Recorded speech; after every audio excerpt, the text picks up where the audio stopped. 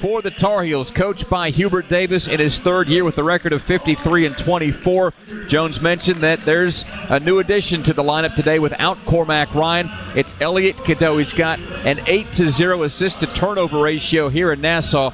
This is his first career start. He goes 6'1", 180 out of West Orange, New Jersey. R.J. Davis, a mainstay in the starting lineup, 6 foot senior guard out of White Plains, New York.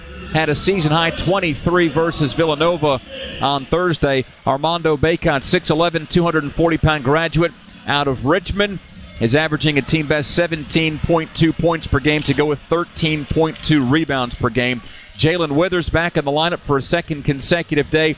6'8", 215-pound graduate out of Charlotte by way of Louisville. Had 2 points and 7 rebounds yesterday versus the Wildcats. And then Harrison Ingram, number 55, 6'7", 235-pound junior forward out of Dallas. A transfer from Stanford, has a season-high 20 before fouling out yesterday against Villanova. And Adam and the Tar Heels are going to need each of those 5 and then some if they want to get past the Hogs today. Well, here's going to be one thing to keep an eye on, Dave. Somebody in the Tar Heel backcourt is going to have to guard somebody who's bigger than them, because the smallest Hog in the lineup is Layden Blocker at 6'2". That's bigger than either R.J. Davis or Elliot Cadeau, and the next step up the ladder is 6'5". So either Davis or Cadeau going to have to guard somebody with a sizable height advantage. It's time for tip-off. Time to get back to buzzer beaters, blocks, bounce passes, and most of all, Duncan. Welcome back, Tar Heel fans. America runs on Duncan. Third consecutive game here in Nassau. The Tar Heels and the home whites. Arkansas in the reds as Jeb Hartness sends the ball skyward at midcourt, and Arkansas wins the tip into the backcourt. And here come the Hogs right towards us on the baseline, moving from left to right. Blocker sends a pass over in front of the Carolina bench. Mark drives past Ingram, past the free throw line, drops it off underneath. Mitchell pump fake. Bacot couldn't affect the shot, and he lays it in over the Tar Heel forward. It's 2-0 Razorbacks. Carolina with the ball for the first time this afternoon. 30 seconds into today's game, trailing 2-0. Ingram, ball over his head on the far wing. Carolina sends it back around to the left side, and Bacot pushed from behind on the entry pass. That was Mitchell bodying him up, his first and the team's first. Carolina maintains possession with 19:22 to play in the first half, trailing Arkansas 2-0. If that's going to be the way this game is called, going to be a lot of whistles. There was not a lot of contact on that play. Cadeau enters quickly to Bacot. A couple of dribbles, spins towards the basket, airballs an 8-footer, and it's last touched by Arkansas on the weak side. Still Carolina basketball, and it seems like there's an extra emphasis on getting Bacot the basketball early. Tar Heels have to have production from Bacot in order to win this game. Cadeau from the far side baseline gets it into Ingram. Into the corner to Cadeau. Underhand pass to Bacot, gives it back to the freshman, who puts it into the far corner to Ingram. 5 to shoot. Ingram dribbling down, turning towards the baseline, and kissing it off the window. Good. He got a soft roll, and the Tar Heels have tied the game with 60 seconds gone by. Blocker front court with that red headband for Arkansas. Hands off, and a foul called on the attempted exchange between Brazil and Mark. It's against Withers, his first, and the first on Carolina.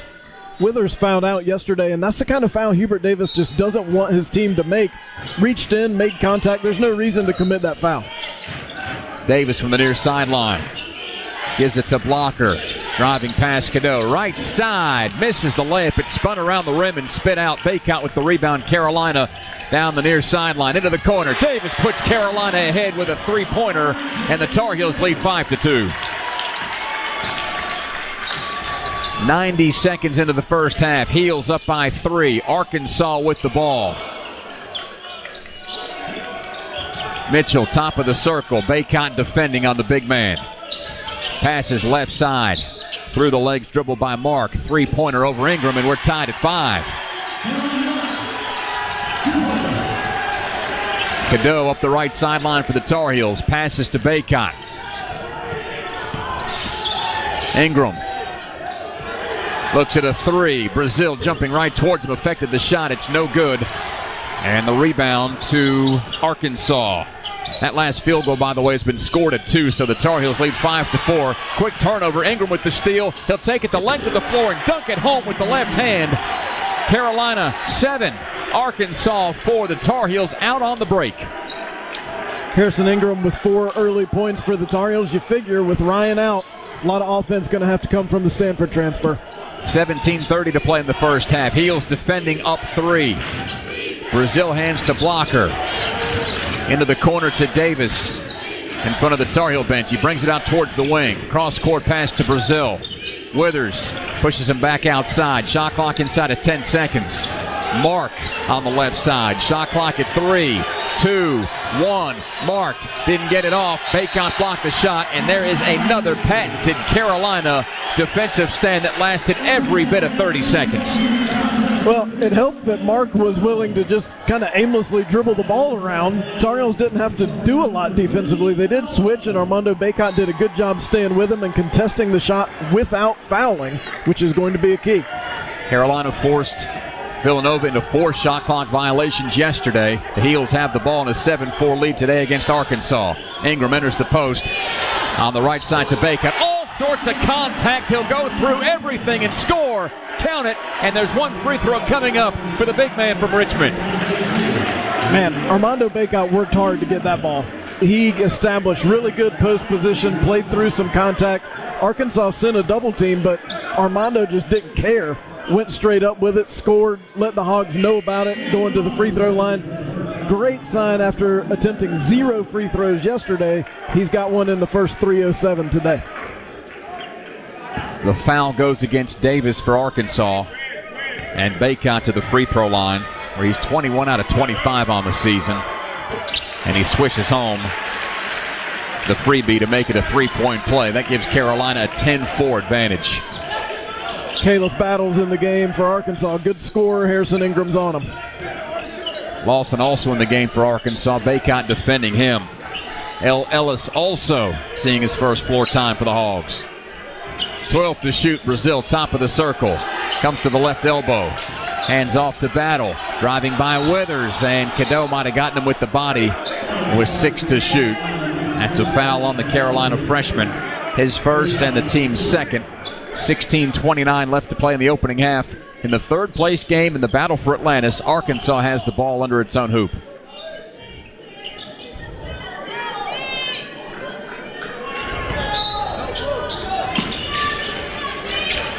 From the left baseline, Ellis finds a teammate. It's Davis dribbling through the lane and now backing it out. Enters a high post to Brazil, turns and faces on Withers. Spins at the elbow. Arkansas sends it around to the right side. 8 to shoot. Ellis, fadeaway jumper from 13 feet off the front rim, and soaring in from the weak side is Ingram to claim the defensive rebound. The Stanford transfer brings it up the floor for the Tar Heels. With 16 minutes to play in the first half, it's Heels 10, Hogs 4. Withers on the right baseline against Brazil. Comes into the paint. Little shoulder fake, sends it back outside to Ingram. Left side, Cadeau on the drive. 12-footer floater is short. Ball knocked around, and it's Bacot almost saving it from going out of bounds, but it looks like he stepped on the end line, and that'll send us to an official timeout. 15 minutes and 49 seconds to play in the first half from Nassau. Carolina's jumped out to a 10-4 lead on Arkansas from near field.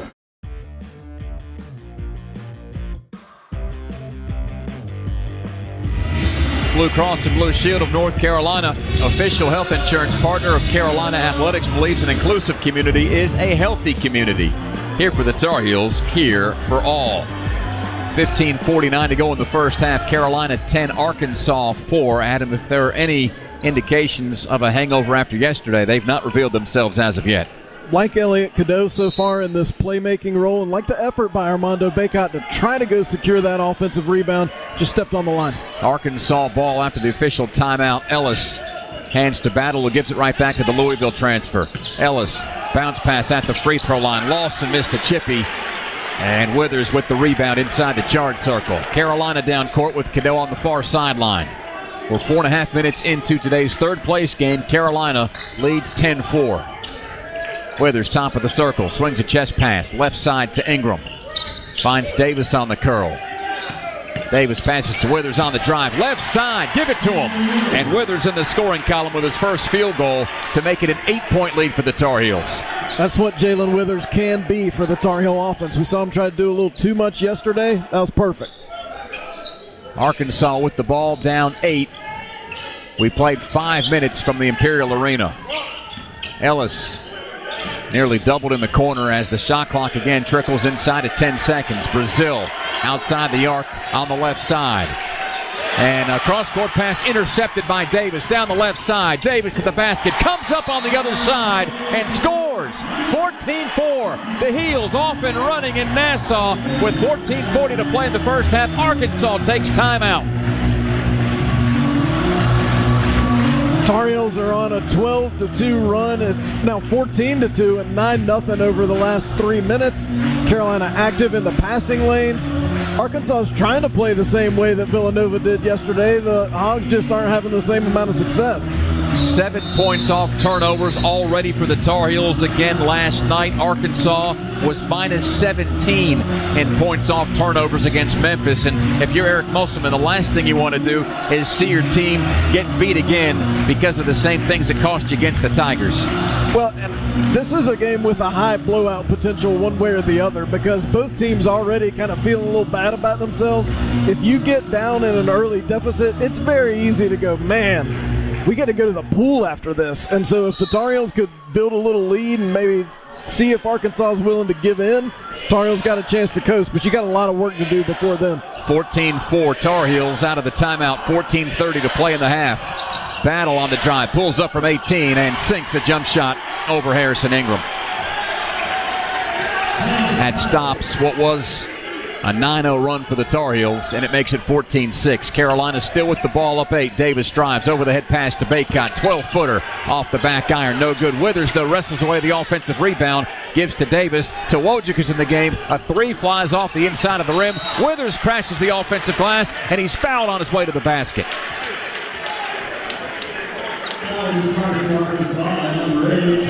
That's on Chandler Lawson. The well-traveled transfer from both Memphis and Oregon picks up his first and the team's third. That's got Withers at the free throw line for 2. Great work by Jalen Withers on the offensive glass on that possession. Got 2 offensive rebounds in one sequence, and that's what earned him the trip to the free throw line. Just missed the first one. That's his first miss on the season. He's now 6 out of 7. Arkansas has Jeremiah Davenport up off the bench, checking in for Davis, and he'll occupy the low block near side just inside of Ingram on the lane. 14:06 to play in the first half. Our score, Carolina 14, Arkansas 6. Withers at the free throw line for his second. Rattles it in, give him 3 in the game, and the Tar Heels have a 15-6 advantage. Seth Trimble into the game for Withers, who comes out. And so the Tar Heels have Davis, Trimble, Ingram, Wojcik, and Bacot on the floor. And with Cadeau in the starting lineup, Trimble's important because he's giving you depth at both of those backcourt positions. Davenport gets it in to Lawson.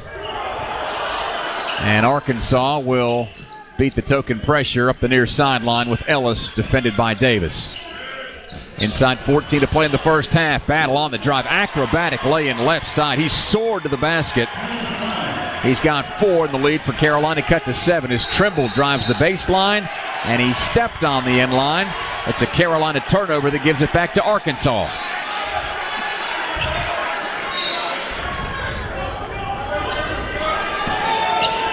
(15-8). Carolina leads by 7. Arkansas has the ball. Nearing 13.5 to play before the break. Battle, jab step, drive on Davis. Right elbow jumper, and he took steps in order to get free. That's good defense by Davis because Battle has an explosive first step. Arkansas's version of ISO one-on-one basketball is different than Villanova. There's not as much space for Arkansas to operate. Villanova was completely clearing out one side of the court. The Arkansas player who's trying to score is having to go through a lot of traffic, and it cost him a turnover there. Ingram going through traffic. 6-foot hook shot, no good. Bacot offensive rebound, too strong. Lawson with the rebound for the Hogs. Still 15-8 Carolina. Davenport stepped on the sideline. He might have taken a couple of extra steps Either way, he's whistled for traveling. And Carolina has it back with 13:09 to play as Jalen Washington checks in for Baycott. Those are the kind of turnovers that you got to think drive Eric Musselman crazy. Arkansas already 5 in this game after 18 yesterday. They've got 5 in the first 6 minutes. It's just too many. You can't win that way. Davis walks it up the floor for the Tar Heels as he comes across the timeline. Out on the left wing. Washington sets the screen for Davis. Bounce pass underneath. Trimble broke free and scores. That's a good-looking guard tandem right there. Davis feeding Trimble for his first basket. Carolina 17, Arkansas 8. Ellis calling out the play for the Hogs between the midcourt stripe and the top of the circle. High screen set by Lawson. Ellis pulls up from 12. The floater rolls off the rim. Washington skies for the rebound for Carolina. And the Tar Heels off and running again with Davis right side. Pass to Ingram at the top of the key. Hands off to Trimble. Heels with the ball up 9, nearing 12 to play in the first half. Davis in the corner. 16-footer off the back iron. And the rebound to the Hogs. And Battle shook free of Trimble. Washington comes up to help. Lawson reverses it around, and a three-pointer good by Mark, who's got 5 in the game, and Arkansas trails by 6 with less than 12 minutes to play before the half. Arkansas fans up off their seats on the left end of the floor. Hubert Davis taking in things from his side of midcourt. Wojcik left side, passes to Davis. Davis on the drive, got past Lawson, sends a pass out into the left corner. Ingram, 3, spins out, but there's Trimble soaring in to collect the rebound and drop it in one motion. Athletic by the Menominee Falls, Wisconsin native, and Carolina's lead is back up to 8 at 19-11. Great job on the offensive glass by Trimble. Nobody put a body on him, and I think he surprised him a little bit with his athleticism going to the rim. Heels defending up 8. Lawson drives baseline, and he carried the ball. So, Adam, it's been travels, stepping on the sideline, a carry. If you can turn it over, Arkansas is going to find a way to do it. And it's not really been Carolina's defensive pressure. It's been careless mistakes. Arkansas has turned it over 6 times. Carolina's converted them into 9 points. 11 minutes and 11 seconds to play in half number 1 from Nassau. Carolina has an 8-point lead on Arkansas. Our score, Heels 19, Hogs 11. It's Carolina basketball from Learfield. Play-by-play coverage of the Battle for Atlantis is presented by Reed's Jewelers, your home for fine Swiss timepieces, beautiful diamonds, and the world's most luxurious jewelry brands. Reed's Jewelers, trusted with life's moments. Now back to Paradise Island. The Good Feet store. Foot, knee, hip, or back pain. Good Feet arch supports are engineered to support all 4 arches to provide pain relief, balance, and comfort. Try them for yourself. Book your free fitting today at goodfeet.com. Alongside Adam Lucas, Dave Nathan, welcoming you to the Imperial Arena. It's the 3rd place game in the Battle for Atlantis. Carolina has jumped out to a 19-11 lead on Arkansas with 11 minutes and 11 seconds to play before halftime. Carolina with the ball after the official timeout. Ingram bounces it into Davis, who walks it up the floor. Blocker defending with the red headband. Bounce pass left side to Ingram. Wojcik sets the screen near the sideline. Ingram spins on Davenport. Lost the ball. It took a hop off the backboard. It comes back to Ingram. Bounce pass Washington. Scores in 1. Washington was bodied about 8 feet away from the basket, but once he retrieved that pass, he went up, drew contact, and picks up the foul to head to the free throw line for 1. Just like the Tar Heels drew it up. Harrison Ingram lost the handle. Carolina a little bit fortunate that the ball came back to him. The Tar Heels able to turn it into a bucket and maybe more.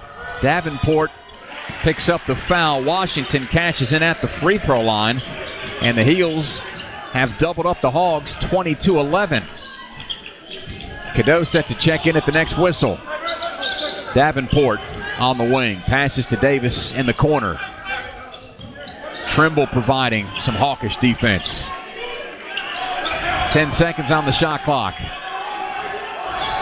Mark with Washington near the free throw line defending. 5 to shoot. Arkansas's got to hurry. Blocker drives on the baseline. Got above the rim but couldn't finish. Washington had the rebound. Lazy outlet pass. It's deflected, but Washington reclaims and passes to Davis. The Tar Heels get a stop and have the ball back up 11, nearing 10 to play in the first half. Washington hands to Trimble. Trimble between a couple of Hogs. Passes to Ingram. Davis a three, right side, off the front iron, and Washington had another attempt to stick it back and draws another foul. This against Devo Davis on the stick back. Gotta like the way that Washington has been so active on the offensive end of the floor. Already got a couple of rebounds, both of them coming on the offensive end. That's now 3 total boards for Jalen Washington. Tar Heels just doing a lot of things right here early. As getting to the free throw line, they're scoring in the paint, 14 points in the paint already out of these 22. Jalen Washington trying to convert a couple more free ones. Washington now 9 of 13 on the season at the stripe after he connects on the first. It's kind of a statistical anomaly. He's better from the floor than he is from the line.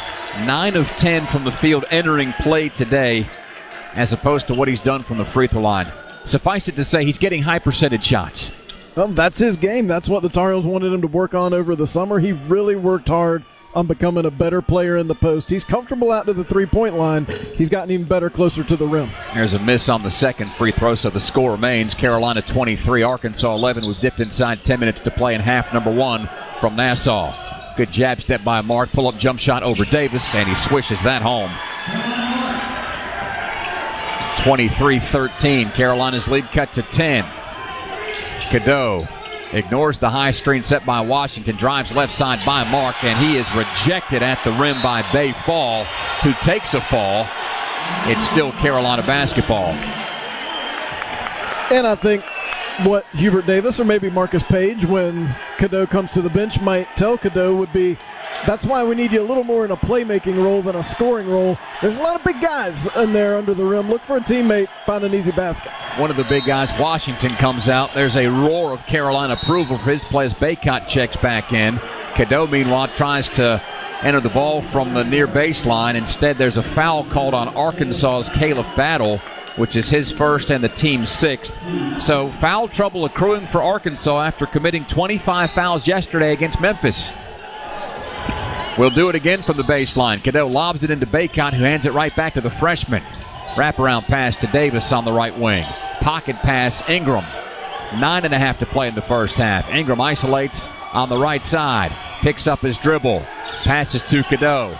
5 to shoot. Bounce pass back to Ingram in the deep corner. He's got to let it go. Sails over the rim, and Arkansas wins the rebound. Not a great offensive possession. Mark driving left side on Cadeau. Gets the basket and scores. Mark with 9. And the Tar Heel lead is just 23-15 with 9 minutes to play in the first half. Davis tries to change that. 16-footer rolls off the front of the rim, and a loose ball foul called underneath on Baycott, attempting to wrangle the offensive rebound. His first and the team's 3rd. This feels like one of the moments where Carolina's got to dig down deep and stem this Arkansas momentum. Mark's got the last 7 for Arkansas, so Tar Heel's going to need to do a better job against him. Some of them are on guarded jumpers, but some of them also getting high percentage shots, kind of bullying Cadeau going to the rim. Arkansas's hit 5 out of its last 7 from the floor, while the Tar Heels are 0 of their last 4. Pinion comes into the game for Arkansas to see his first floor time. Fall, Battle, Davenport, and Blocker on the court for Coach Musselman's team. Arkansas has the ball down 8. Rise and fire 3 by Battle off the front iron. Cadeau got pushed out of the way, and Blocker gets the offensive rebound outside the arc. Fresh 20 for the Hogs. Fall picks up his dribble as Baycott hounds him near the arc. Pinion in the near corner. Again, just 5 to shoot for Arkansas. Battle, step back 3. Trimble affected the shot that's short, and it's Davis with the rebound on a hop. But first, there's a foul called on the floor, and Davis can't believe that it's against him. And quite frankly, I don't think he's the only one in disbelief right now. They're going to look at it for a possible hook and hold after the Hogs were adamant that that's what R.J. Davis had done. And Marquise Pettigrew, the official, of course, extremely accommodating, decided that is exactly what he wanted to do. And Pettigrew officiated the first game between Northern Iowa and the Tar Heels. He 0 short. Jeb Hartness had the call for today's game. 8:22 left to go in the first half. Carolina leads Arkansas 23-15. This timeout will extend to a full from Learfield.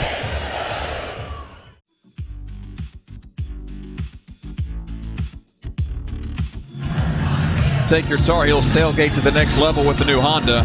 See your Honda dealer of the Carolinas today. After R.J. Davis was whistled for a foul, officials went under the hood to take a look at whether or not there was a hook and hold, and upon further review, Adam, it seems like it's just going to be a common foul on Davis, although Carolina still wasn't real happy with the whistle. Yeah, Tar Heels feel like R.J. Davis was just boxing out, but that's not the way the officials saw it, as they have just called a foul on R.J. Davis after the missed three by Battle. This is kind of some of the discipline and details that Hubert Davis has talked about his team needs to get better at. Tar Heels were up 23-11 with the ball. And then they get a bad offensive possession that results in Harrison Ingram having to fire up a guarded three. R.J. Davis hoists up a jumper that's probably not the best idea. Now all of a sudden Arkansas down just 8, and they've got the ball with a chance to do some more. Hubert Davis still trying to get an explanation on this thing from Marquise Pettigrew, who says, look, I know when guys do and don't run the baseline. I've got that under control. Now I've got this also. 8:22 to play in the first half. Our score, Carolina 23, Arkansas 15. Harken back to yesterday, the Tar Heels let 2 9-point leads slip away against Villanova. We'll see if the Tar Heels can keep Arkansas at an arm's length. Blocker, quick inbounds pass to Davenport in the corner, and a long two falls for the graduate out of Cincinnati. 23-17. Arkansas trails by 6, nearing 8 minutes to play. And a whistle away from the ball. Marquise Pettigrew blows the whistle, and I believe it's on Layden Blocker. That's the 7th foul on Arkansas, so Carolina to shoot free throws for the remaining 8:08 of the first half.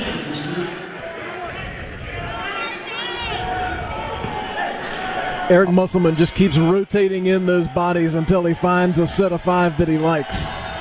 Davis at the free throw line for the front end. Makes good, and he's got 4 in the game. It has been a wild Arkansas rotation through the first 6 games of the season, and Coach Musselman said before today's game he is still searching to find the right combination of guys at the right time, as Davis's second free throw is good. Musselman and Pettigrew almost got into it right there, as Musselman had to be separated from the official during that free throw by one of his assistant coaches, as the Hogs aren't happy with the officiating either. Davenport pulls up from 12 and drops home the jumper right side. That's 4 in a row for Davenport. 25-19. Carolina up 6 with the ball, less than 8 to play before halftime. Cadeau, Trimble, Baycott, Davis, and Ingram on the floor for the Tar Heels. High entry to Baycott right side. Carolina swings it left to Cadeau. A lot of contact under the basket right now. To Davis, enters Baycott, stripped on the way up, and Davenport comes away with the steal. Lots of contact, no whistles.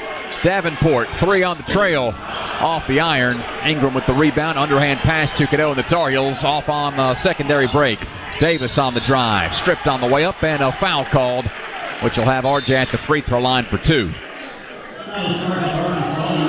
Well, I think Arkansas was about 1 or 2 possessions away from phoning this thing in, but they've now seen a couple jumpers go in, and they've gotten a little bit of confidence. They've found a couple players who've got a little bit of a warm hand, and now it looks like Tar Heels might have a fight on their hand. 7:16 to play in the first half. Our score, Carolina 25, Arkansas 19. Davis to shoot free throws when we come back from Learfield.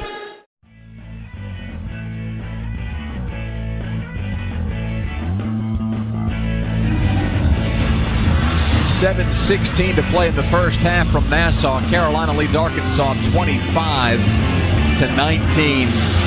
Both these teams took tough losses last night where they expended a bunch of energy. The Tar Heels fell to Villanova 83-81 in overtime. Memphis got the better of Arkansas 84-79. And early on, these two teams have been off to the races. Arkansas shooting 53% from the floor. Carolina, though, despite shooting 41%, has a 6-point advantage. So, Adam, I'll ask you this. Outside of the 6 free throws that the Tar Heels have, to Arkansas's none, is there another way to explain why Carolina's got the lead? Well, because Arkansas turned it over early. We told you they had those 6 quick turnovers early. As they've stopped turning it over, they've had 6 straight possessions where they've held onto the ball. They've started scoring more consistently. They've started to cut into the lead. You can feel the difference, the absence of Cormac Ryan and Carolina shooting. Tar Heels just 1 of 5 from 3, 41% from the field overall. Mondo Baycott just 1 of 4 here in the early going. Davis at the free throw line for 2. Makes good on the first. He's got 6 in the game. Carolina leads by 7, 26-19. Look, if there's one thing we know, you can absolutely win a game doing nothing right other than the free throw line. So this is an achievable way to win. Next free throw is good. Davis with 7, and the lead is 8, 27-19. Clock inside 7:15 to go before intermission. Mark up the far sideline for the Hogs. Ball came out to set the screen, then backed off. Chest pass, top of the circle to Davenport. Pinion has the ball, and another whistle away from the ball. It's against Arkansas for setting an illegal screen with Davenport. So that's 9 team fouls against Arkansas. 2 on Davenport, 2 on Davis. And again, 25 fouls committed yesterday by Arkansas. The Tar Heels committed 30 yesterday. It's most since a game against Louisville in 2015 when it committed 33. Carolina ball, 27-19 our score. Withers gets by Davenport on his way to the rim. Some body contact, but the finger roll wouldn't go. The Hogs down court. Mark, lefty 3 from the right wing. It's good. And Mark into double figures with 12. Arkansas has cut the lead to 5. The Tar Heels back to their bread and butter of Baycott. Spinning on the baseline. Hook shot. Finds a soft spot on the back rim and drops through. Baycott with his second field goal. He's got 5. Carolina 29, Arkansas 22. Mark's 5 for 5 from the field. Tar Heels need to check him up defensively. It's R.J. Davis on him right now. Davis, the leading scorer for the Tar Heels, with 9. 6 to play in the first half. Mitchell with 10 to shoot. Backs down Ingram on the left side of the lane. Turnaround jumper from 8. It's off the back rim, and Davenport and Withers both get tangled up, hustling for the loose ball. This call, I believe, is going against Withers. I think Harrison Ingram might have been trying to pull the chair out from under Mitchell defensively because he gave a lot of ground on that post-up. Foul's actually called against Baycott, which is his second, and that's more bad news for Armando, who takes a seat on the sideline. That'll have Washington back up and ready, and he played well earlier with 4 points already. That's his high number so far in Nassau after getting 3 against UNI. Arkansas out of the inbounds play, gets it in. Battle driving right on Davis, and another whistle. Adam, this game has alternately gone between being called very closely to just letting him play. And that's the second foul on R.J. Davis. I'd like to be there when Eric Musselman explained to L. Ellis what his role was offensively on this team. Wait a second, you mean I got to pass it to Battle and he might not pass it back to me? So Arkansas gets it inbounds to Mark, who's been hot as of late, with 12, and he'll get to the rim but get fouled. Shot won't go. And the foul goes against Cadeau, joining Davis and Baycott with 2 fouls. That's 17 fouls on the Tar Heels. And Mark to shoot 2 with 5:40 to play in the half. Arkansas trailing Carolina 29-22. This trip down the floor isn't going on the Carolina defensive highlight reel. Harrison Ingram probably like to have a couple of those back. Carolina's been whistled for 3 fouls. Giving up some offensive rebounds. Mark gives him a gift and misses his first free throw. This is Arkansas's first trip to the line. Wojcik comes into the game for Davis. Mark to get another free throw. He's a 74% shooter on the season from the stripe. Lefty's second is good. And he adds to his game-high 13 points. It's a 29-23 advantage for Carolina, who's got the ball with 5 minutes and 30 seconds to play in the first half. Cadeau, hounded by Ellis, gives way to Ingram on the left side. Ingram drives on Battle, mishandled the ball. It's loose on the floor, and it squirts through 3 different players. The last to touch it is Withers in front of Eric Musselman in the Arkansas bench. Ball out of bounds to the Hogs with 5:20 to go before the break. Tar Heels just trying to do a little too much, and then all of a sudden everybody's slipping and sliding down on that right-hand side of that end of the court, which has been a consistent problem throughout this event. Coach Davis and Coach Frederick have a quick word together at the front of Carolina's bench, just down the sideline from a broadcast setup inside the Imperial Arena. Carolina's fans trying to get the 5 on the floor to play strong on defense. Carolina still leads Arkansas 29-23. The Heels have had a lead as big as 12. But Arkansas, late here in the first half, is making a game of it. So here we go. Hogs basketball. Ellis pounding it out high against Cadeau. Comes free. 4-3. Lets it go. Off the back iron, and Withers tracks down the rebound on the left wing. Cadeau front court. Coach Davis calls out the play by waving his right index finger around on the sideline. Cadeau driving right. Hook pass. Washington, a power dribble to the basket. Left side, it won't fall. But he's back to the line for 2 more. Again, that's the activity you like out of the sophomore from Gary, Indiana. And the playmaking you like from Elliot Cadeau. Ellis was pretending like he enjoyed playing defense and was trying to be kind of aggressive and put his hands on Cadeau, overplay him a little, and Cadeau just took advantage of it, went right past him to the rim and created what looked like at first it might be a dunk for Jalen Washington. Instead ends up with him going to the free throw line. So that's the second foul on Mitchell, and the first free throw by Washington is good. 10 team fouls on the Razorbacks. That means the Tar Heels to shoot 2 at the stripe from here on out in the half. Next free throw for Washington. It's good.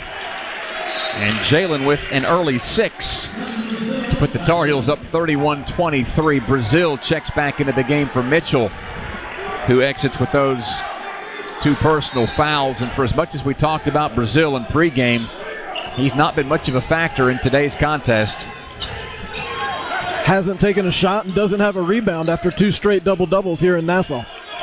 3-pointer by Davenport in the face of Cadeau. Catches rim and nothing else. Withers has another board. Carolina's got a chance to go up double figures. Up 31-23 with the ball. Cadeau lobs it to Withers. Right side to Wojcik. Some more wet spots being wiped up in the Arkansas front court. 10 to shoot. Withers driving right side all the way to the cup. Slings it off the glass. No good. And the rebound to Mark. 2-on-2 break. Mark left side. Swoops to the basket. And he scores. Mark with 15 points. And it's 31-25. Trimble to check in at the next whistle. Cadeau goes behind his back and he's fouled. That whistle avoids what would have been Cadeau's first turnover here in Nassau, and he'll be at the free throw line for 2 with 4:01 to play. I think Trimble's assignment when he checks in during this next horn is going to be pretty simple. You got Mark. Mark is 6 for 6 from the field. The rest of Arkansas's team put together is 5 of 16. There's not a lot of secret about how Arkansas is still in this game. Carolina up 6, 31-25. And Cadeau at the stripe, or he's just 8 of 15 on the season. He's yet to score today after getting 3 points and 5 assists yesterday against the Wildcats. Still hasn't the scoring column as the first of 2 free throws rolls off the front of the rim. Trimble in for Withers, who gets a well-deserved seat on the sideline.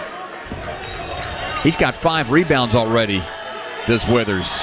That's the most of anybody he's played in today's game, as Cadeau still can't break the scoring drought. He missed a couple big ones yesterday, too. Tar Heels going to need him to produce at the line. So still 31-25. We're inside 4 to play in the first half. Carolina defending with the 6-point lead. Mark turns and faces on Ingram. The lefty jabs left, comes back right, 18-footer goes, and he is hot as you like if you're an Arkansas fan. 17 in the game for Mark. He's 7 for 7 from the field, and it's not an easy 7. It's a lot of jumpers in there. Arkansas down by 4. Cadeau, wraparound pass to the left wing. Ingram, bounce pass underneath. Washington fouled on the way up, and on the way down he'll score and head back to that very familiar free throw line for 1. When you're missing a starter like Cormac Ryan, you need production somewhere unexpected. How about Jalen Washington? 8 points and 3 rebounds in just 6 minutes here in the first half.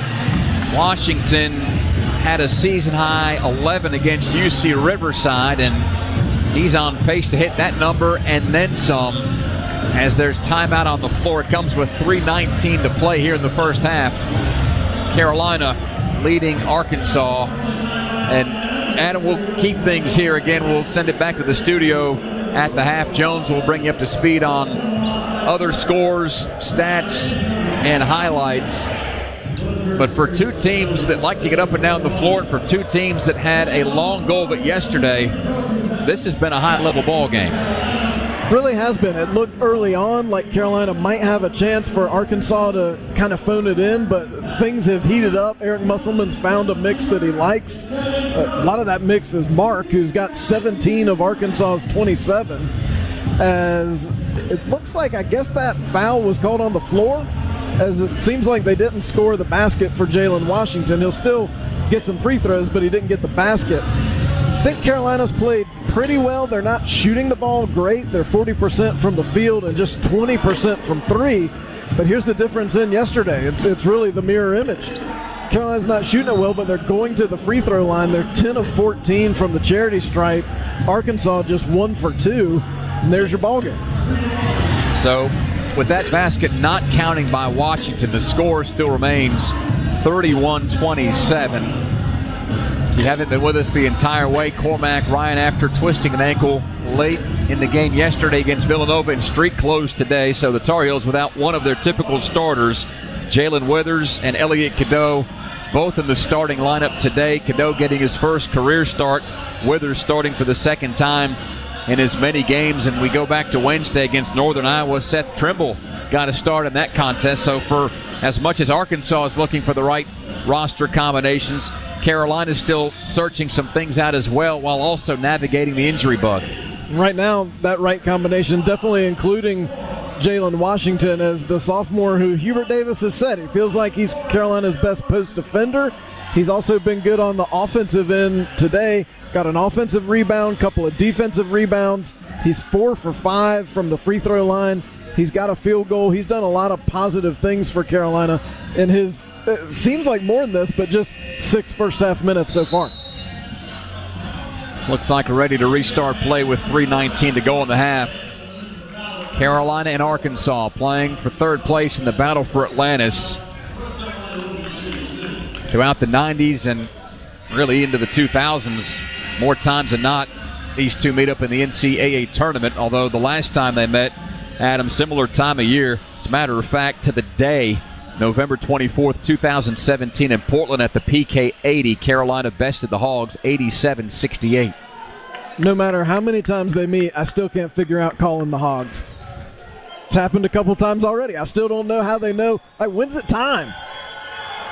Washington's first free throw rolls off the rim, so all of a sudden Carolina's hit a cold snap at the stripe after Cadeau missed a pair.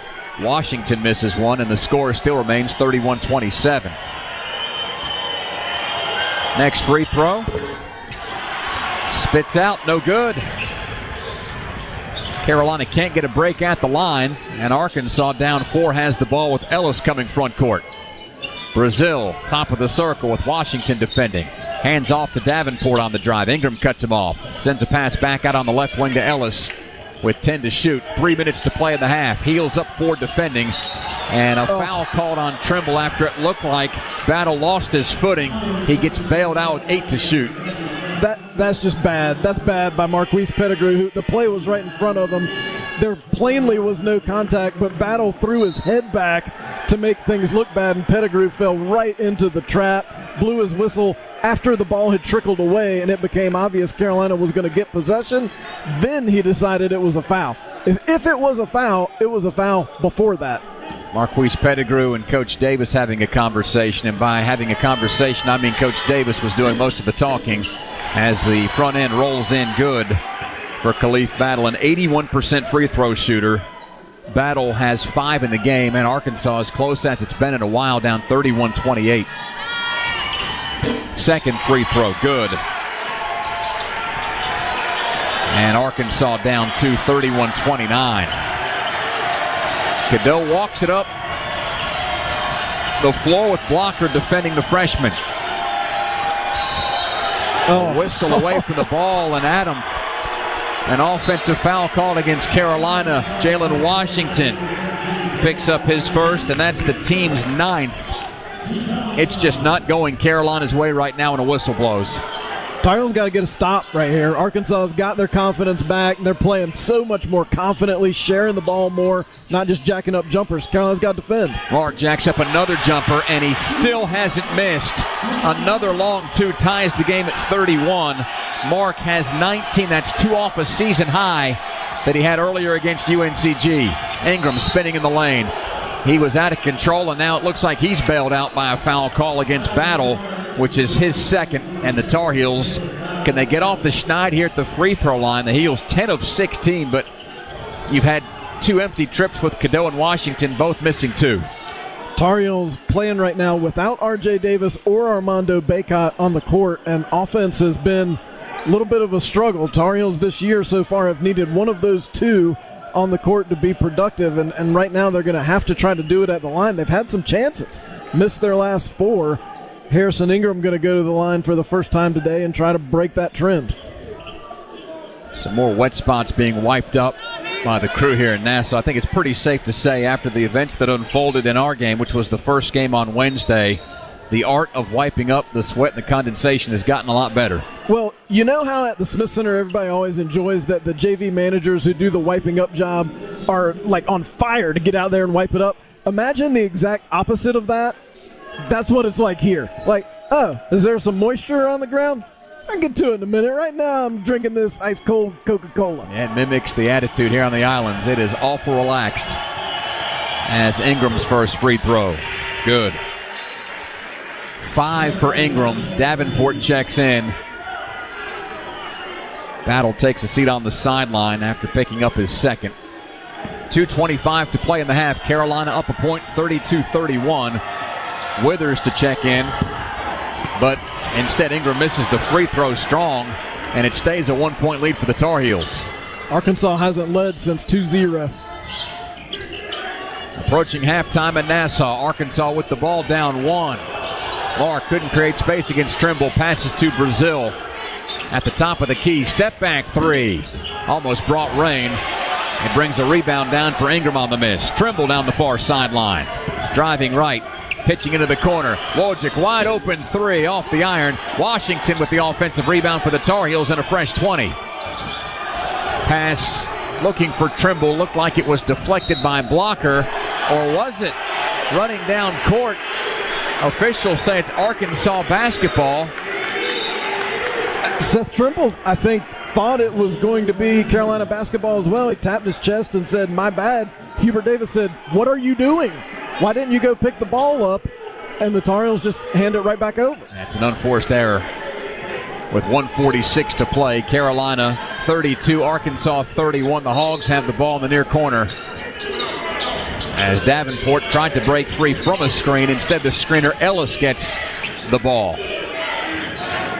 Left side to Mark. Trimble right on his hip, knocks it free with 10 to shoot. Brazil to Davenport. Finds a cutting Blocker who's hammered on his way to the basket by Wojcik. That's a clean play, a hard foul. A good thing Blocker left his feet off of 2 feet instead of just 1. but it's got free throws coming up for Arkansas. Do think Trimble's done a little better job on Mark these last couple trips, as Mark has wanted to take the shot but hadn't been able to get it away. Arkansas has had to look elsewhere for offense, and it's Blocker with a chance to give them their first lead since 2-0. First free throw good. Blocker into the scoring column for the first time.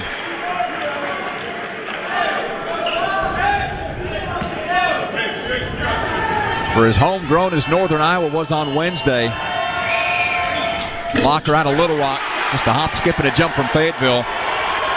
Makes good on the second free throw, and it's 33-32 Arkansas. Another big lead has slipped away for the Tar Heels in the first half. It was as big as 12.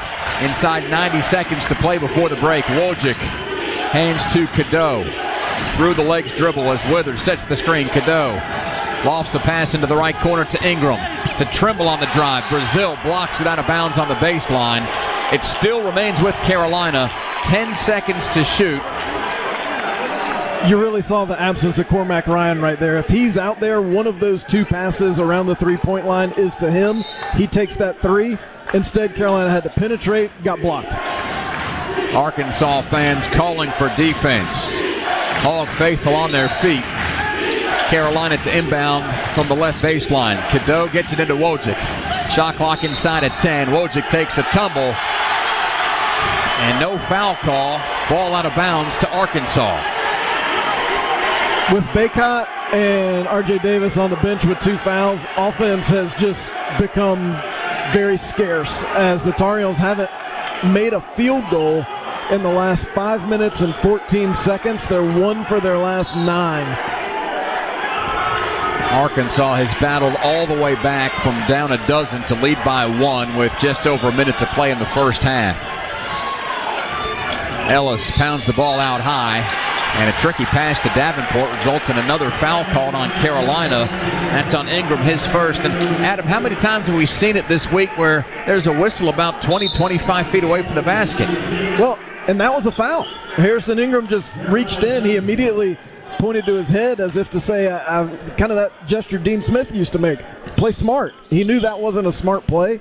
He's giving Davenport a free trip to the free throw line for 3 points in what's likely to be a 1 or 2 possession game. Davenport's only been to the stripe twice this year. He's 2 of 2. Another wet spot being... Look, this guy isn't going to bend down to get the wet spot off the floor, but he'll kind of look at it. So it looks like the floor is clean and... enough. It's clean enough. Davenport sinks the first of 2. Arkansas all of a sudden leads 34-32.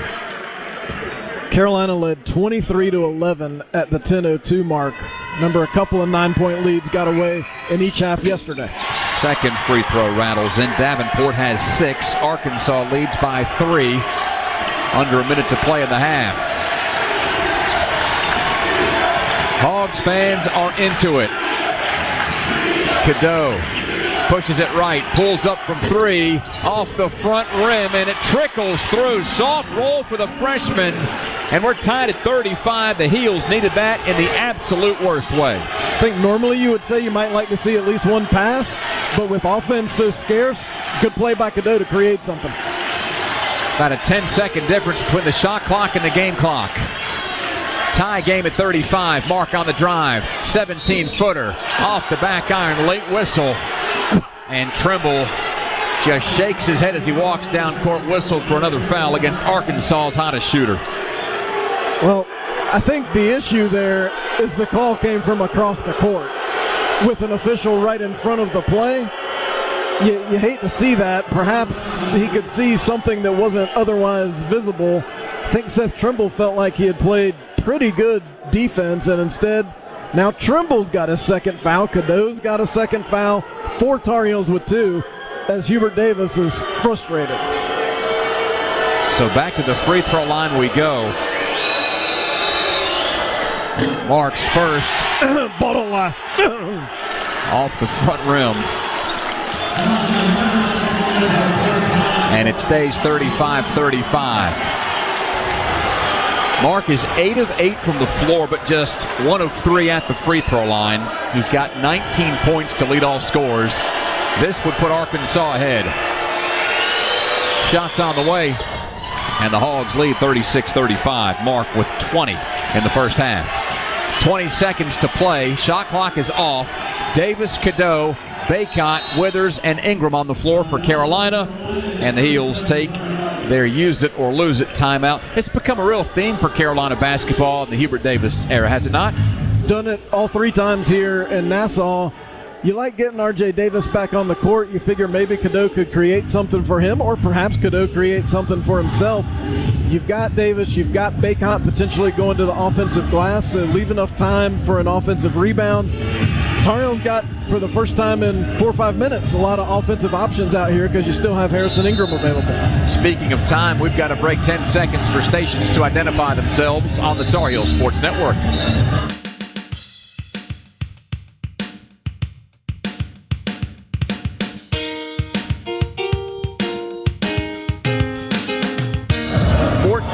.8 seconds to play in the first half from Nassau. Arkansas has fought back from down 12 to lead 36-35. Dave Nathan, Adam Lucas together again for a third consecutive day at the Imperial Arena. It's a third place game between the Heels and Hogs.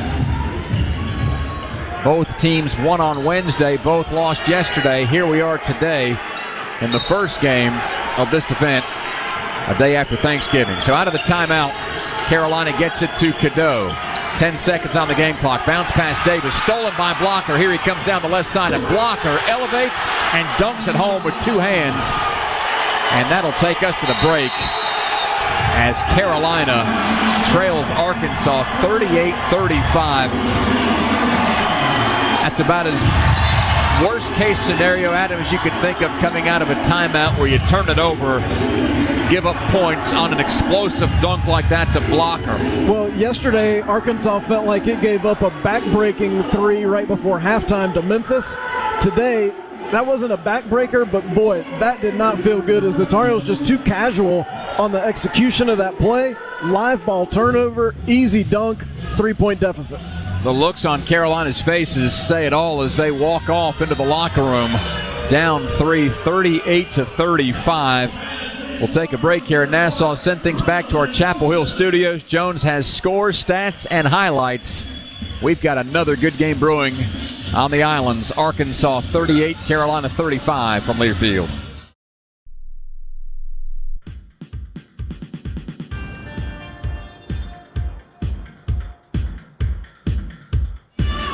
Start of the second half in the Bahamas on the North Carolina Farm Bureau scoreboard. It's Arkansas 38, Carolina 35. Dave Nathan, Adam Lucas back here as we're playing for third place today. 11th all-time meeting between the Heels and Hogs, and the first time these two have matched up since 2017. The Tar Heels will get the ball to begin the half. Withers, Cadeau, Baycott, Ingram, and Davis, the 5 on the floor for the Tar Heels. So this was the adjusted starting lineup today without Cormac Ryan, who's out with an injury. Big half right here for Carolina basketball. You need Armando Baycott, you need R.J. Davis to step up and say those last 10 minutes were not Carolina basketball. Need a better performance here. So here come the Tar Heels. And the home whites moving from left to right, and a quick whistle to begin the second half as, you guessed it, Marquise Pettigrew blows the whistle, and it's against Mekhi Mitchell, which is his third and the team's first. So Mitchell the first with 3 personal fouls, and that's bad news for the Hogs. Tar Heels were going to try to go inside to Baycott, like establishing that early. Cadeau from the baseline feeds it to Baycott, backing down and driving baseline against Mitchell. Feeds a pass out into the right wing to Davis, driving against Blocker. Fadeaway jumper from 10, rolls off the rim, but there's Jalen Withers coming from out of nowhere to tap it in. And Carolina's got the first bucket of the second half. It's down to a 1-point Arkansas lead. Bounce pass to Mitchell, feeds it right back to Davis. Wasn't much of a factor in the first half with 2 personal fouls. 10 to shoot for the Hogs. Mark, who was a factor with 20 in the first half, lost the ball on his way to the hoop. And a foul called on Withers, who has his second. And that's the first team foul on the Tar Heels. It comes with 37 seconds Make that 47 seconds gone by here in the first moments of the second half. So Blocker to trigger the inbounds from the right baseline. Feeds Brazil. And Mark wants a screen. Lets a three go. He's just a little strong with that. And Ingram with the rebound for the Tar Heels, who wanted a foul call but couldn't get one. First miss of the game for Mark. 38-37. Heels down one, and the Heels up one on the R.J. Davis floater. Davis into double figures with 11. And he's just passed a couple of really good Tar Heels on the all-time scoring list. Luke May and Chris Lang for 41st all-time. Heels up a point, and Arkansas turns it over. Brazil was looking for Mark. He couldn't find him, and the ball's over the baseline. Carolina so far getting some breaks, some turnovers, and some buckets to begin the second half. Cadeau to Baycott. Back left to Cadeau. Fires across court pass to Davis. Drives right, and Brazil erases that. That might have gone from Nassau to Freeport.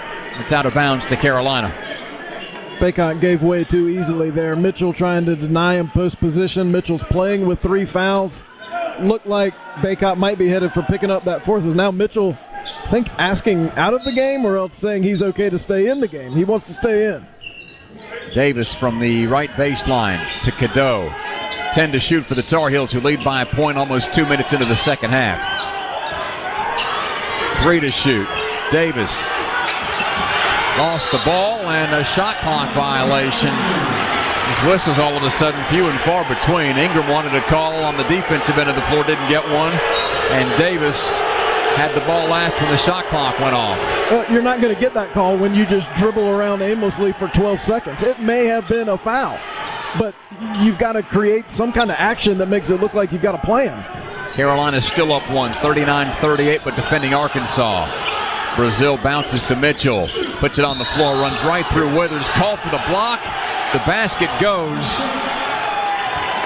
and Arkansas heading back to the free throw line, up 40-39. If Hubert Davis ever gets a technical foul, we're getting close. That sequence was a frustrating one from a Carolina perspective, as the Tar Heels felt like they didn't get a call, and then it kind of looked like Mitchell put his head down and initiated that contact, but instead it goes the other way. Here's why that's big is if that's an offensive foul, that's 4 on Mitchell. As it stands, it's 3 fouls on Withers, as Mitchell makes it 3 the old-fashioned way to put Arkansas up to 41-39. And Lawson comes into the game for Mitchell, who exits with those 3 personals. Cadeau up the far sideline to Davis. Back top of the circle to Withers. Carolina enters to Baycott between 2 hogs, has a shot. And Brazil squeezes the loose ball at him. You got to go harder than that. I know there were 3 Arkansas defenders around him. You got to make them blow the whistle. 17:20 to play in the ball game. Arkansas with the ball on a 41-39 lead. Davis out on the left wing. 10 seconds on the shot clock. Brazil turns and faces against Withers. He's got a left hand right in his face. 5 to shoot. Brazil crosses over towards the baseline. Spins towards the basket. Floats one off the window. No good. Davis has the rebound for Carolina, and the Tar Heels come up the near sideline with Cadeau. Another whistle. Jeb Hartness with the foul call, and had him take a deep sigh of relief. That was not on Baycott. For just a second, it looked like it was going to be on Baycott, clearing some space under the rim. Instead, it's on Lawson, who is defending Baycott. That's his second. And we'll take inside 17 minutes to play. Carolina ball. Ingram strong to the basket. Left it short off the glass, but Mark whistled for the foul. That's 2 on Mark. 3 team fouls on Arkansas. And with 16:50 left to play in the second half, Ingram at the free throw line. Sitting on 5 points in the game is the Stanford transfer. He's 1 of 2 at the charity stripe. 81 fouls called in the last 68 minutes of Carolina basketball. 81 fouls. You just blew my mind, Adam. I mean, That's too many, right? I mean, I know it's early in the season. You're trying to establish a pattern for how you're going to call the game. You can't call it that way the whole year. Ingram swishes the first, rolls in the second. Carolina's tied the game at 41 and now asserts a little full court pressure. Blocker gets it out of trouble to Brazil. And at 6'10", he takes it all the way down the court. Looks like he pushed off, no call. Missed the shot, rebound to Ingram. Down the far sideline, here comes Davis. Lobs a pass to Baycott. One big dribble, a miss, but a stick back by Harrison Ingram. He'll punch his chest and he'll score. 43-41 Carolina. Great job by Ingram not to give up on that play. And now he'll get called for a foul on the sideline. Arkansas coming front court. And Ingram whistled for his second foul. That's the third team foul on the Tar Heels. With 16:21 to play, Carolina's got a 43-41 lead. And Adam, our sight line here on the baseline is totally obstructed by anybody and everybody on the Heels bench standing in front of us. Looked like there might have been a little bit of a dust-up there. Harrison Ingram was whistled for a foul trying to defend on the sideline in front of the Arkansas bench. And then maybe a couple words were exchanged. We're back. We're ready to play. It's a close game. Don't get mixed up in that stuff. You got a close game that you need to win. Arkansas hands it off into the right corner to Davis. Bounce pass left side to Mark. Again, 10 seconds to shoot. The Hogs have whittled the shot clock down time and again. Mark picks up his dribble on the left wing with 5 to shoot. Sends it to Brazil. Back outside. Mark has to shoot. And he scores. Wow. Why would Jalen Withers take a step back from the guy who's now 9 for 10 from the field? 23 for Mark and a 1-point Arkansas lead as we're inside 16 to play. Cadeau uses a screen from Baycott. Crosses back over inside the lane and absorbs contact from Davis, who picks up his third and the fourth team foul on the Hogs. So it's already been an eventful second half, and we're a little more than 4 minutes into it. 15:42 to play. Arkansas with a 1-point lead. It's 44-43 from Learfield.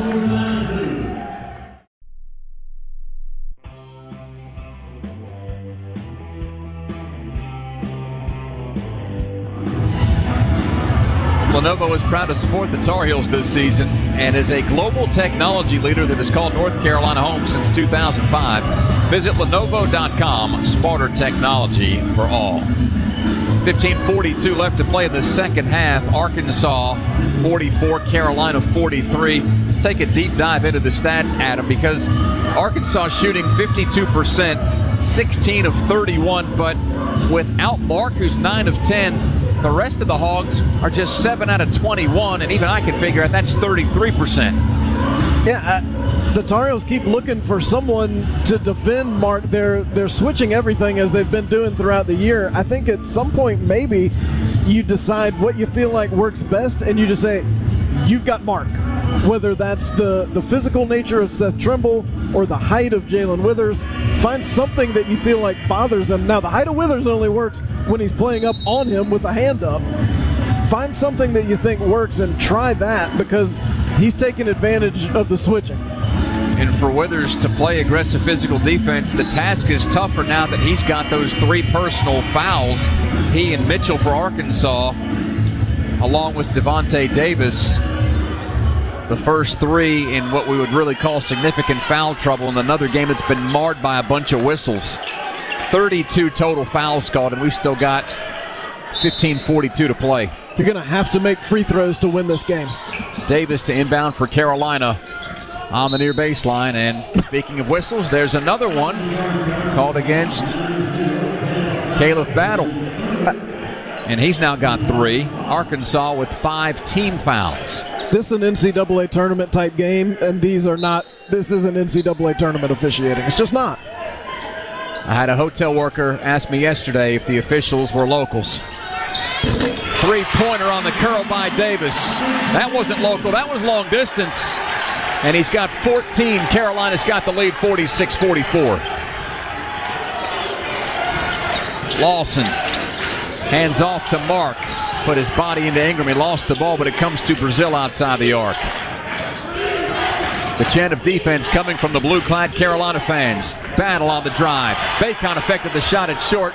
and Davis off and running for Carolina. Davis at the free throw line, bounces a pass into the corner. Cadeau returns the favor. Can he do it again? No. Davis misfires, but Cadeau claims the offensive rebound. Withers a three from the corner. That's off the mark. Bacot taps it a couple of times, and it's on the sideline. A whistle call, and Bacot accused of pushing L. Ellis as this game just continues to boggle the mind. Despite the fact that you don't get points out of it, that was a great possession from Elliot Cadeau. Created an open three for R.J. Davis, then went to the offensive glass, which created an open three for Jalen Withers. Carolina just couldn't knock it down, but you can't fault the effort. You like the shots they got. They just didn't go in that trip down. If you keep doing that, eventually they will. Trimble comes into the game for Withers, who sits with 3 fouls.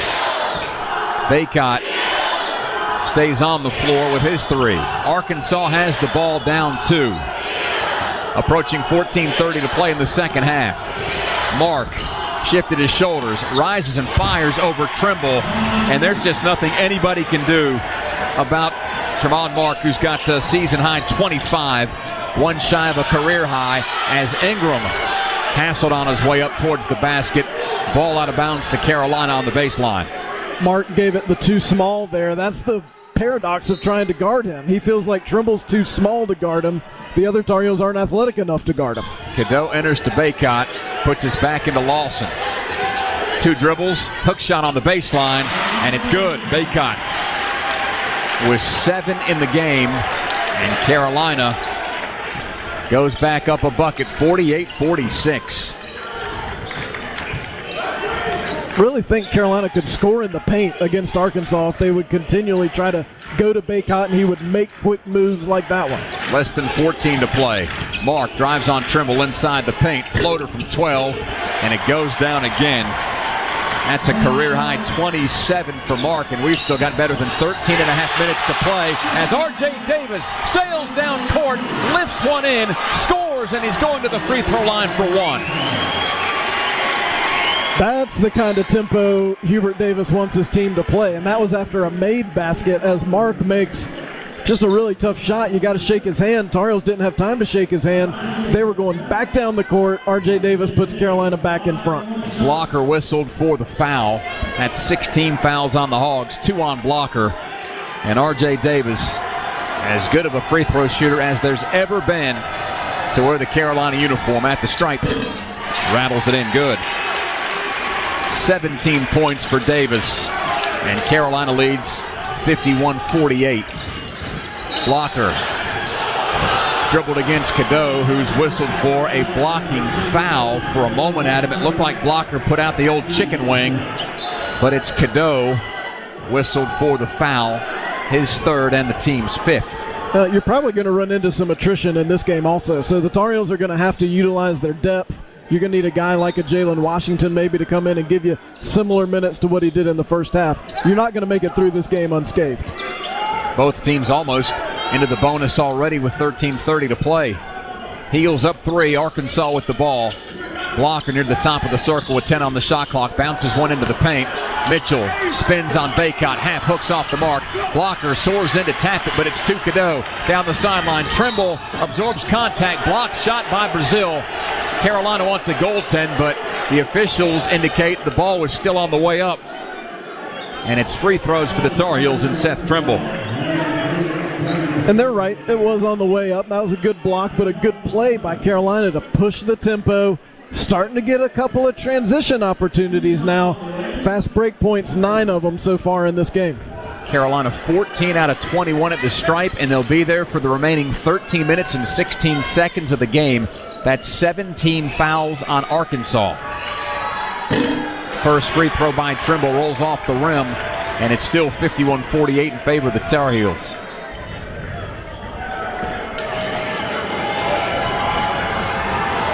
Arkansas has been whistled for 20 fouls in today's game. The Heels have committed 17 as the second free throw is good for Trimble. And that makes it 52-48. Brazil checks out. Davenport in for Arkansas. Trimble, Cadeau, Ingram, Bacot, and R.J. Davis on the floor for the Heels, who lead by 4. Tip pass by Trimble on the near sideline. Reclaimed by Mark. Spins, jumps, fires, and misses for just the second time, but a loose ball foul called against the Hogs. And Carolina will be shooting a 1-and-1 on what we call the near end of the floor. That's 4 on Mitchell as he was trying to box out Armando Bacot.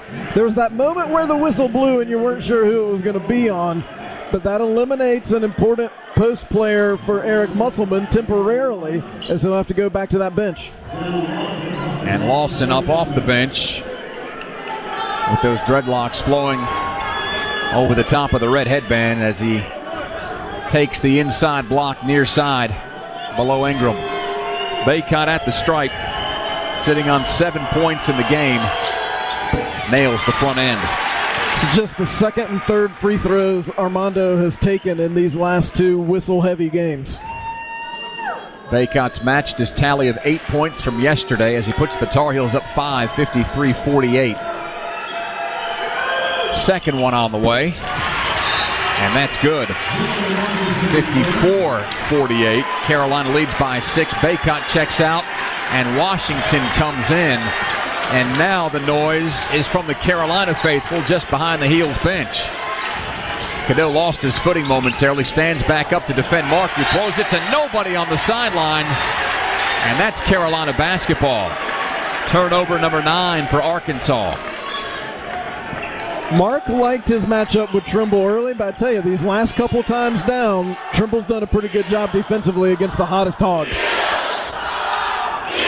Ingram with the ball for the Tar Heels at the top of the circle. Sends it to Davis. Rise and fire 3. Off the iron. Rebound on the weak side to Ellis. And it remains a 54-48 advantage for Carolina. Inside 12.5 to play. Hogs have the ball. Ellis on the bounce to Lawson. Dribbling left against Washington. Comes back towards the front of the cup and lays it in softly good. Lawson's first field goal. The Hogs trail by 4. 54-40. We've played almost 8 minutes in what has been a feverish second half in Nassau. Ingram isolated out top on the left wing. Davenport with a hand in his face. Here comes the double. Hook pass into the corner. Trimble a wide open 3. He cans it, and Carolina leads by 7. Big shot from Seth Trimble, big awareness from Harrison Ingram. The double came, he found the open man. Just the second 3 of the season for Trimble as Carolina leads 57-50. More cheers for Carolina defense. Mark picks up his dribble, swings it past the top of the circle. Blocker, Euro step, floater. It spins out. Washington with a strong rebound for Carolina. And that'll take us inside 11.5 to play. Davis down court, races past Arkansas to the rim and scores. This has turned into the R.J. Davis show. 19 points for the senior, and that's just what Carolina needed. LL is wondering where R.J. Davis went. He was there, and then all of a sudden he was not, as Carolina opens up a 9-point lead. Now here's the test. You had a big lead in the first half. Now you got a pretty sizable lead in the second half. You got to hold it. 11:21 to play. Timeout on the floor. 59-50. Carolina up 9 midway through the second half from Learfield. Modelo is proud to sponsor Carolina basketball. Modelo, an official beer of the Carolina Tar Heels.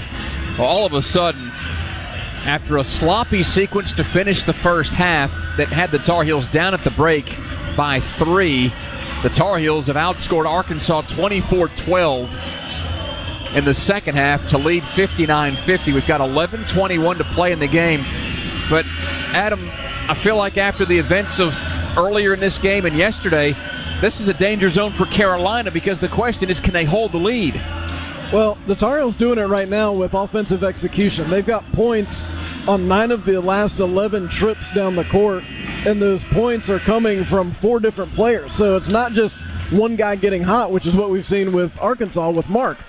Tar Heels able to spread it out a little bit. That's given them a little more consistency. But now, as you said, you got to finish this. After the Arkansas timeout, the Hogs have the ball as Davis runs it across the timeline, far side of the floor. Davis defending on Davis, who waves Davenport through the lane. Nearing 11 to play. Carolina defending up 9. Brazil with 10 to shoot. Spins against Washington. Fade away from 12. That's too strong. But Arkansas with an offensive rebound and a stick back. It's good. Maybe the smallest guy on the floor, Layden Blocker at 6'2", skied for the rebound and got the stick back. 59-52. Arkansas now trails by just 7.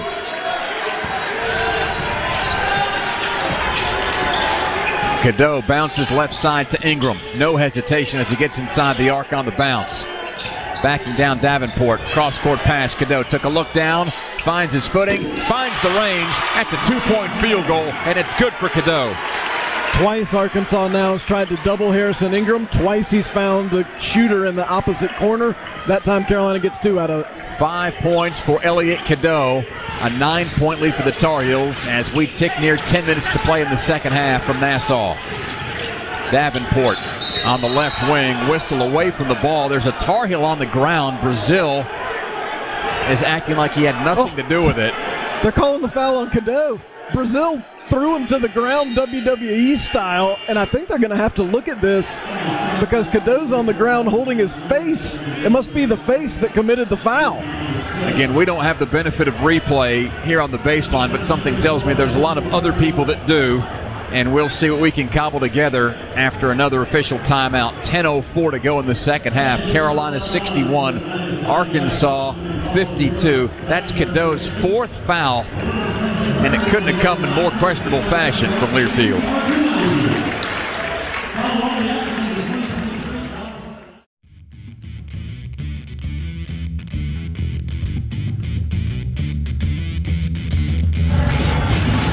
Today's broadcast is presented in part by Allen Tate Realtors. Whether you're buying, selling, relocating, or seeking financing or insurance, Allen Tate can help. Allen Tate Realtors is the #1 realtor in the Carolinas with over 70 local offices and a proud partner of Carolina Athletics. We're back here inside the Imperial Arena with 10:04 to play in the second half. Carolina leads Arkansas 61-52. There was just a foul called on Elliot Cadeau.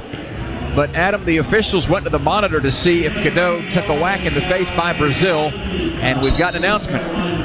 And there was a foul called on Brazil. I think they said they called it a flagrant foul. Again, we're basically guessing. But it looks like the Tar Heels are going to come out of this shooting free throws with a 9-point lead, which really makes you wonder, how could it have been a foul on Cadeau if it was a flagrant foul on Brazil? But that's just something we'll learn about later because right now R.J. Davis is going to the free throw line. 61-52, Carolina chance to push this lead back into double figures. It was 12 in the first half before that lead evaporated, and Arkansas led 38-35 at the break. Here we are midway through the second half. The Heels lead by 9. First shot by Davis is good, and he's got 20. Had a season-high 23 yesterday against the Wildcats. Second free throw's on the way, and you can make that 21 points for R.J. Davis. An 11-point lead for the Tar Heels, 63-52, as the ball gets fired back to the other end of the floor, and the dubious foul that was called on Cadeau will result in Carolina getting to inbound the ball with the length of the floor to go. So Baycott gets it into Davis. Trimble, Wojcik, and Ingram on the floor for the Tar Heels. Inside 10 to play. Davis on the drive, right side. Hooks a pass to Baycott at the free throw line to Ingram in the deep corner in front of the Heels bench. Ingram pushing down towards Davenport. Comes with the left hand and drops it in. Ever so sweetly for Harrison Ingram. What a big turn of events. We went from Arkansas looking like they had drawn a foul and were going to go to the free throw line to Carolina gets 2 free throws and 2 points. And the biggest lead of the game for the Heels, 65-52. Davenport trying to make himself available. Instead, Arkansas shoots a long-distance 3, scores, and guess what? There's another whistle as the Hogs trim the lead back down to 10 with 9:25 to play. Fouls on R.J. Davis as Carolina fouls the three-point shooter again. This is something you heard Hubert Davis talk about in the pregame. Carolina did it 3 times yesterday. Now they've done it today, and it's not just your inexperienced players. We've seen Zayden Hyde do it here in Nassau. We've seen Elliot Cadeau do it, but that was R.J. Davis. We've seen Armando Bacot do it here in Nassau. We've seen Cormac Ryan do it. Tar Heels have got to stop doing that. You just had a 4-point possession. Now, potentially, you're giving back a 4-point play. One of the Northern Iowa Panthers was also fouled shooting a 3-pointer in the first game. So what is that, 5 times the Tar Heels have fouled a 3-point shooter just this week? 5 too many, as now the officials are going to review it, I think, to see if it was a 2 or a 3. Scoreboard reads 65-55. Mark has 30 in the game. He's 12 of 14 from the floor, 4 of 5 from three-point range, just 2 of 4 at the free throw line, so maybe this is where Carolina wants him. They want him on the bench or somewhere back in Fayetteville. He and Dixon need to take a nice vacation the next time the Tar Heels take on the Razorbacks and Wildcats. He's the only thing keeping Arkansas in this game. Free throw for the lefty. Front rim, no good. Ingram gets the loose ball on the baseline, so the score remains 65-55 Tar Heels, ticking down towards 9 minutes to play in a hard-fought second half. Ingram on the bounce outside the arc, drives it against Davenport. He's doubled, and the ball stripped by Blocker. It comes free to Davenport, and the Hogs have it front court with Mark. Pass to Davenport, left wide open for 3. It's off the iron. Bacot, uncontested defensive rebound. And Carolina's lead still 10 with less than 9 to play. Davis bounces to Bacot. Ingram passes to Wojcik. Enters the post to Bacot. Mitchell with those fouls can't do much as Bacot fades away with the floating hook shot. It's short. Tap to Davenport, and the Hogs have a 2-on-2 break. Left side Blocker all the way to the basket. It's good. Why would you fade away against Mitchell, who's got 4 fouls in this game? They're probably going to blow the whistle. 65-57. Carolina's lead trimmed to 8 with just over 8 minutes to go. Ingram sends it to Davis. Uncorks a long 2 just in front of the Tar Heel bench. They're going to look at that one too. Marquise Pettigrew not sure if it was a 2 or a 3. Back-to-back games with 23 for Davis. Carolina leads by 10, 67-57. Mark on the drive, left side, hangs, double clutches, and scores again. 32 for the Houston transfer. Mark is 13 for 15 from the field. The rest of Arkansas, 10 of 29. Carolina's lead back to 8 with 7.5 to go here. Davis dribbles into the paint. Blocker throws it off of Davis after it was stripped, and he'll take another timeout with 7:33 to play in the second half. That was an aggressive move by Davis, but an unlucky play where he lost the ball, and the Tar Heels lose possession. 67-59, Carolina up by 8. Arkansas hot on the Tar Heels from Learfield.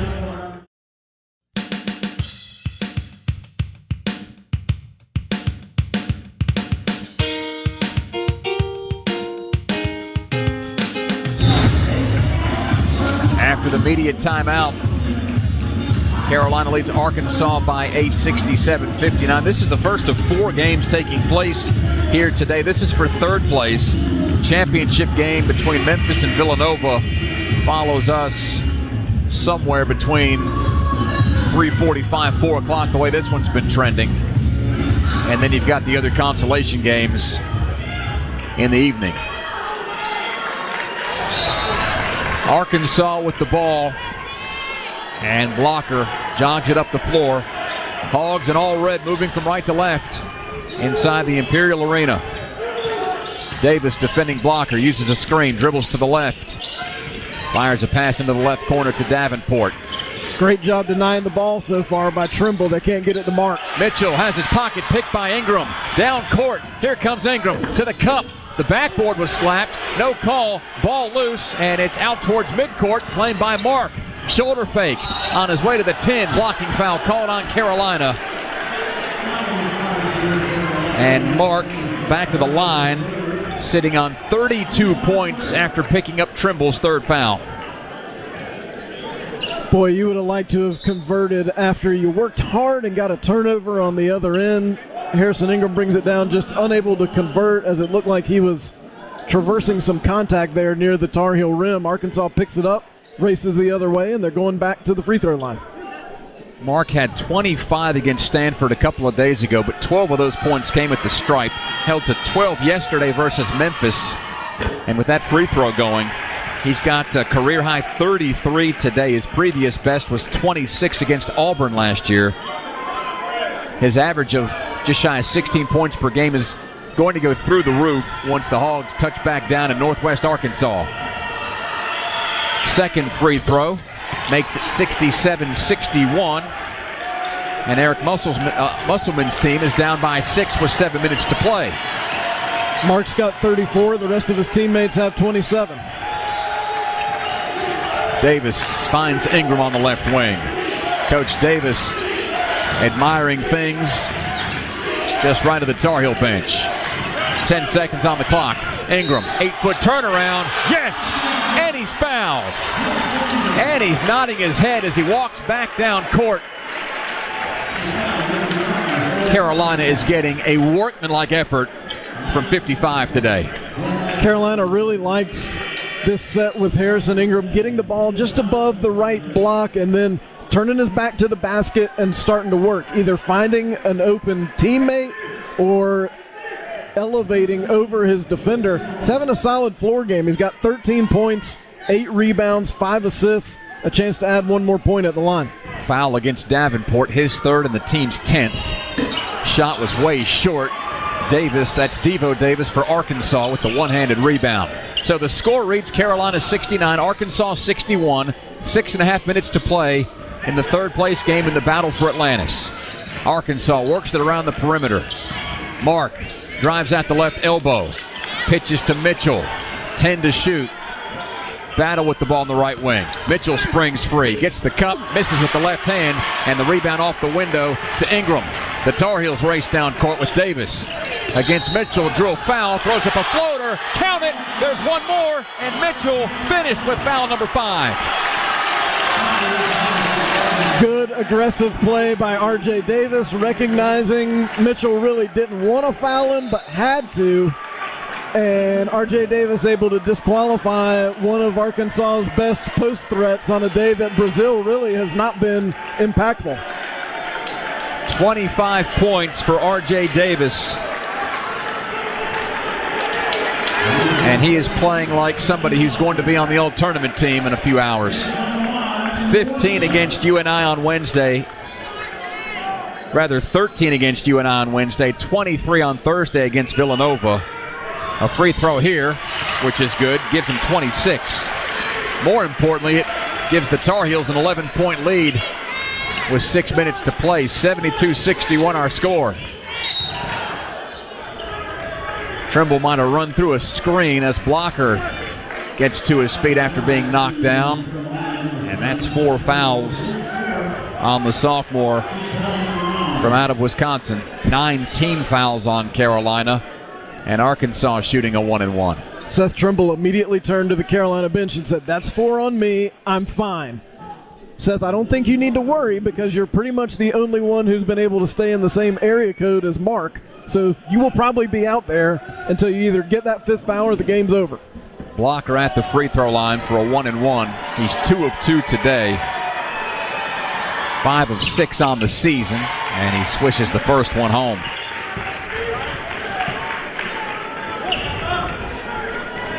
Nine points in the game for the native of Little Rock. 72-62. Carolina's lead is 10 and now make it 9 on Blocker's 10th point. Ingram or Davis here. Those are your 2 best offensive options. Davis with the ball as he comes front court. Arkansas tries to double. A quick pass to Trimble eliminates that defensive thought, and Carolina swings it around to Ingram. Into the corner to Wojcik, driving on the baseline. Reverse layup, it's good! Wojcik's first basket makes it 74-63 with 5.5 to play. Quick shot on the other end by the Hogs. 1 and done. Rebound to Trimble. And Carolina slows the pace of play down, up 11, approaching the 5-minute mark in the second half. How about this Heels fan base, rising as one here in Nassau. Davis, scissors dribble through the legs, shakes free, goes to the cup. No good off the iron, and a rebound to Mark. Arkansas with the ball, 5 minutes to play. Ingram looked like he poked it, but it comes to Lawson. Turnaround hook shot inside the paint. Rolls out. Last touch by Arkansas. And Carolina, the beneficiary of a 50-50 call.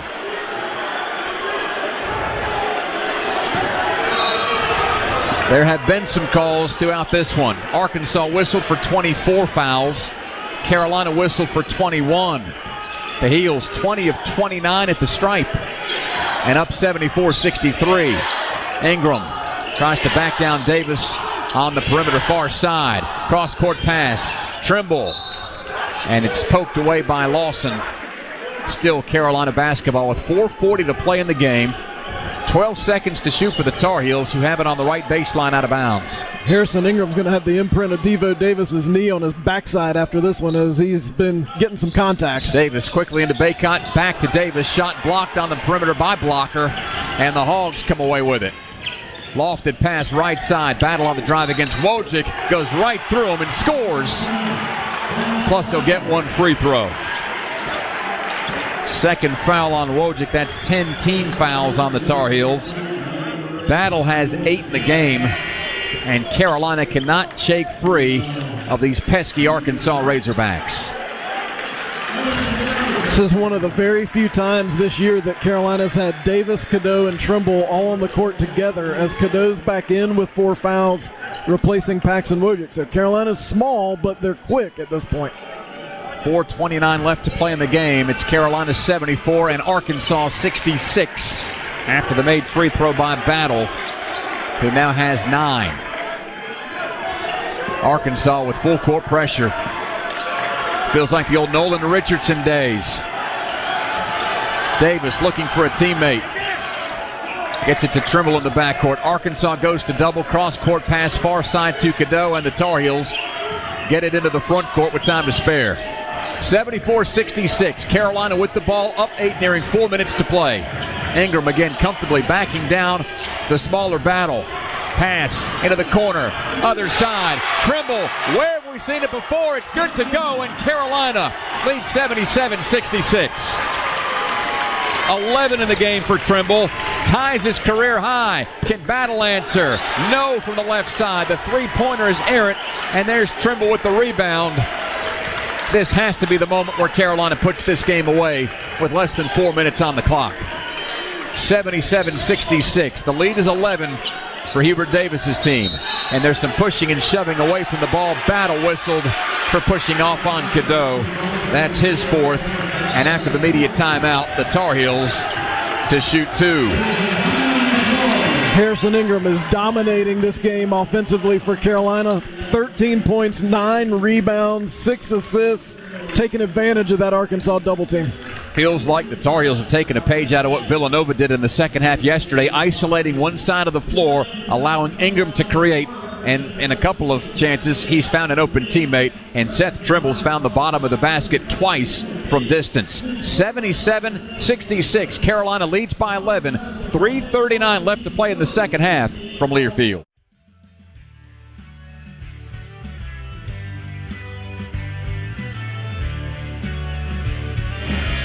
The Tar Heel Sports Network's play-by-play coverage of the Battle for Atlantis is presented by Reed's Jewelers, your home for fine Swiss timepieces, beautiful diamonds, and the world's most luxurious jewelry brands. Reed's Jewelers, trusted with life's moments. Visit your local Reed's Jewelers or Reeds.com. Carolina arrived to Nassau on Sunday. Here we are on Friday with 3 minutes and 39 seconds left to play in the third place game. The Tar Heels lead the Razorbacks 77-66. And Elliot Cadeau is at the free throw line for 2.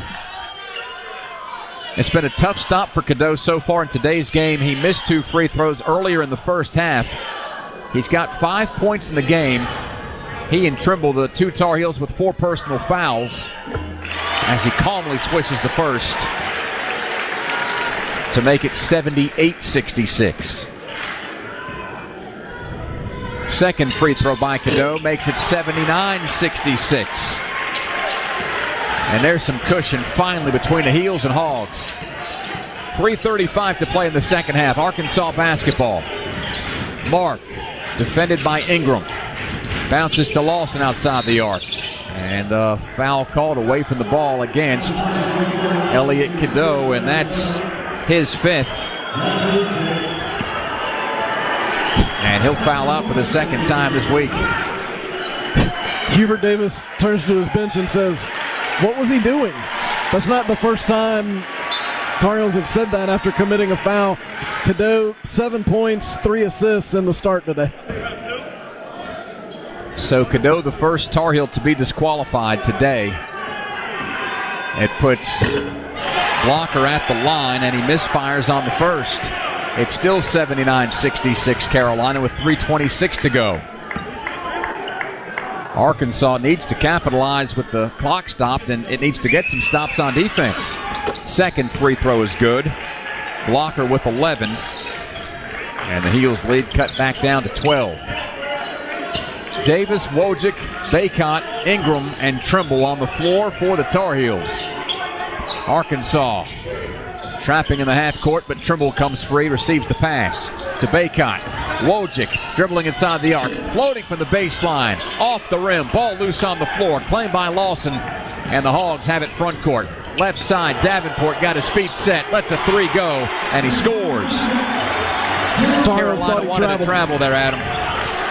79-70. Arkansas within 9, under 3 to go. Here comes the double team. Davis gets it to Bacot. Don't go away from what got you the lead. Left side, Ingram. The Tar Heels again isolate the Stanford transfer, who feeds Davis near the midcourt stripe. 10 seconds on the shot clock. Trimble hassled by Mark, and a foul called with 5 seconds on the shot clock. That is not what Arkansas wanted, but the Tar Heels will gladly take another trip to the free throw line. Not great discipline by the Arkansas defenses. I think they were about to have Trimble double teamed and pinned up against the sideline with nowhere to go, and instead they commit the foul, and he's going to the free throw line. Foul called on Mark, his third. 2 free throws the rest of the way for both teams. With 2:32 to go, Carolina leads 79-70. Trimble 1 of 2 at the line today, and he can't connect on the first. Still a 9-point lead for the Tar Heels. Trimble can make this. He's got a new career high. Bends the knees and drains it. 80-70. Carolina up 10 with inside 2.5 to go. Arkansas ball. Mark, rise and fire a 3 from the right side. Off the heel of the rim. A running rebound by Trimble. And the Tar Heels dish it off to Davis in the backcourt. Wojcik, front court. He drove, but Lawson cut him off. Carolina content to run some clock, approaching the 2-minute mark of the second half, leading by 10. Davis drives between 3 Razorbacks. Clobbered on his way to the 10. And the senior from New York back to the line for 2. Heady play by Paxton Wojcik, knowing the time and score. He might have had a lane to the basket, but Carolina doesn't need baskets right this minute. They need to run some time with a 10-point lead and eventually able to end up at the free throw line. Foul called on Lawson. That's his third. And Davis with opportunities at the stripe, sitting on team-high 26 points. He's 8 of 8 from the line, and he has played a hard 33 minutes today. Nobody on the lane right now for Carolina. Everybody getting some instructions from the coaching staff on the sideline. Davis knocks home the first to give the Tar Heels an 11-point lead at 81-70. I think those are some defensive instructions. Mark got a better look than I think you would like on that last trip for Arkansas. Davis takes a good look at the rim, bends the knees, and drains point number 28. 82-70. Carolina up 12 with 2 minutes to go on the clock. Arkansas with the ball on offense. Blocker couldn't blow past Davis, so he passes into the near corner. Mark cut off by Ingram. The Hogs reverse it around to the right side and throw it into their own bench. That's another turnover, the 12th of the ball game for Arkansas, and Carolina is closing in on what will be a significant win early on in the season. Still 1:40 and counting to go. Carolina 82, Arkansas 70. Davis bouncing it just inside the midcourt stripe in the Imperial Arena. Pass to Wojcik, open three, left side, count it! Wojcik, he raises those hands, and Carolina's got its biggest lead at 85-70. That may be the clincher. Davenport a three, right corner, no. Lawson, rebound, stick back, foul, and one. Not exactly the way the Hogs drew it up, but Adam a chance to get through at the clock stop. It's not a bad recipe if you're down in this game, as the Hogs are 85-72. Just don't foul. But, of course, you're happy that Carolina got three on the other end. Happy for Paxton Wojcik. He hasn't been as impactful as he'd like to be in this game so far, but here in the final 2.5 minutes or so, he's made a couple really good plays. One pulling the ball back out, they're knocking down the three on a day when his dad, Doug Wojcik, who's on the coaching staff at Michigan State, the Spartans played in California yesterday, makes the trip to be here in Nassau, sees his son knock down a big three. The foul was on Wojcik, his third, and there's a down Arkansas player under the Razorbacks goal, which has everything stopped here with 1:12 to go in the game. Carolina leads by 13, 85-72. Carolina has hung 50 points on the Razorbacks in this half. And it's Mark who's down, as we were shielded from what happened, but he is flat on his back under that basket where Arkansas is shooting. Mentally, the challenge for the players now is to finish the game. 1:12 to play. Carolina leads 85-72.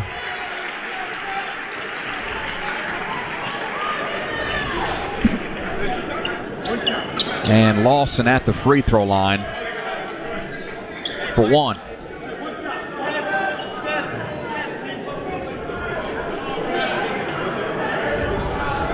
Now, if I'm not mistaken, Adam, did that basket go just a moment ago? It did, and they first signaled 2 free throws. Now we've cut it down to 1. Free throw by Lawson. Rims out, no good. And Wojcik hustles into the corner. Loose ball. Davenport was close by. Will stay with Arkansas. Armando Bakehouse going to be glad to leave the Bahamas. He's got 3 rebounds today. That should have been number 4, and Arkansas just wrestled it away from him. 1:08 to play. Carolina still leads by 13. Looked like there was a push-off by Ellis. No call as Trimble gets back up to defend. Pass to Davenport outside the arc with 1 minute to play. Davenport fires up a three over Ingram. Plangs off the iron. Rebound to Baycott. And the Tar Heels are 50 seconds away from what would be an enormous win far from home. 85-72. Davis bounces the ball between the rings. Carolina fans can feel this one. 10 on the shot clock. Ingram backs away from setting a screen. Davis drives, pulls up from 10, floats, and scores the capper to give him 30 in the game. 87-52. Carolina 25 seconds away from the win. Lawson heaves up a three. Brick, Ingram with the rebound, and the Tar Heels have it with 20 seconds left on the clock. Trimble hops over the timeline, picks up his dribble, and cradles the ball as a couple of Hogs flank him. A slow pass over to Davis. As time winds down, Carolina claims third place in the battle for Atlantis.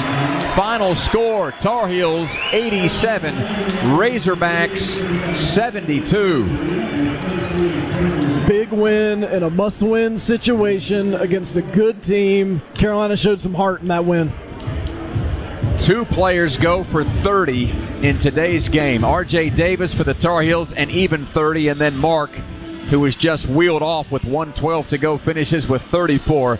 Certainly our hopes and best thoughts with Mark, and that everything that was done here, just a big precaution. But what a game as Carolina finishes with 2 wins in Nassau and takes home the third-place prize. 87-72, it's a final. Carolina beats Arkansas from Learfield.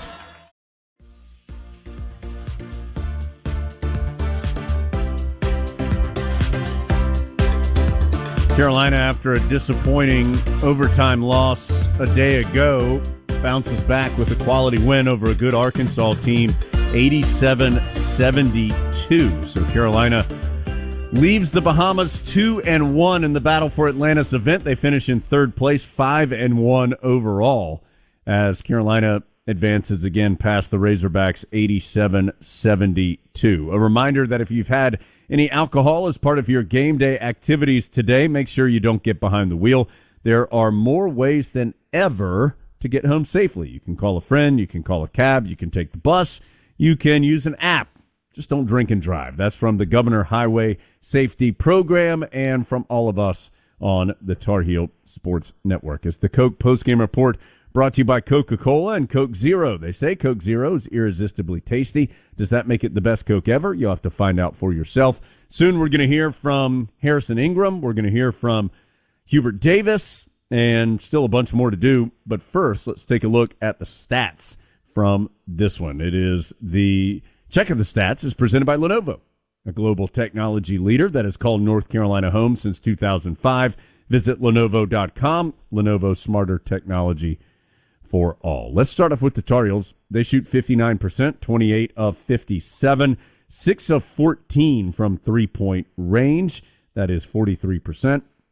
And after a slow start at the free throw line in this one, Carolina goes 14 of 17 at the free throw line in the second half. So they end up shooting 71% for the game, 25 of 35 in this one. Carolina gets the rebounding advantage in total as well, pretty significantly, 38-27. Carolina with the rebound advantage in that one. The Tar Heels a little deeper into the box score, get a 1-point advantage off the bench, 23-22, a 10-7 advantage in second chance points, and a big advantage in the paint, 38-24. Carolina had the advantage there, and a slight win for Arkansas in fast break points, 17-15. The Hogs get a few more than the Tar Heels in that regard. Turnovers, just 10 of them for Carolina today. Arkansas scored 11 points off of them. The Razorbacks turned it over 12 times. Carolina posted 17 points off those Razorback miscues. Carolina had no blocks, 3 steals, and 11 assists on its 28 made field goals. Arkansas, 6 blocks, 4 steals, 6 assists. Just 6 assists on the 26 made field goals for the Razorbacks. Individual numbers for the Tar Heels. We'll start with R.J. Davis. He ties his career high with 30 points. He also had 30 in that memorable NCAA tournament win over Baylor a couple of years ago. R.J. finished 9 of 18 from the field. So a day earlier, he scored 23 points but needed 22 shots to get them.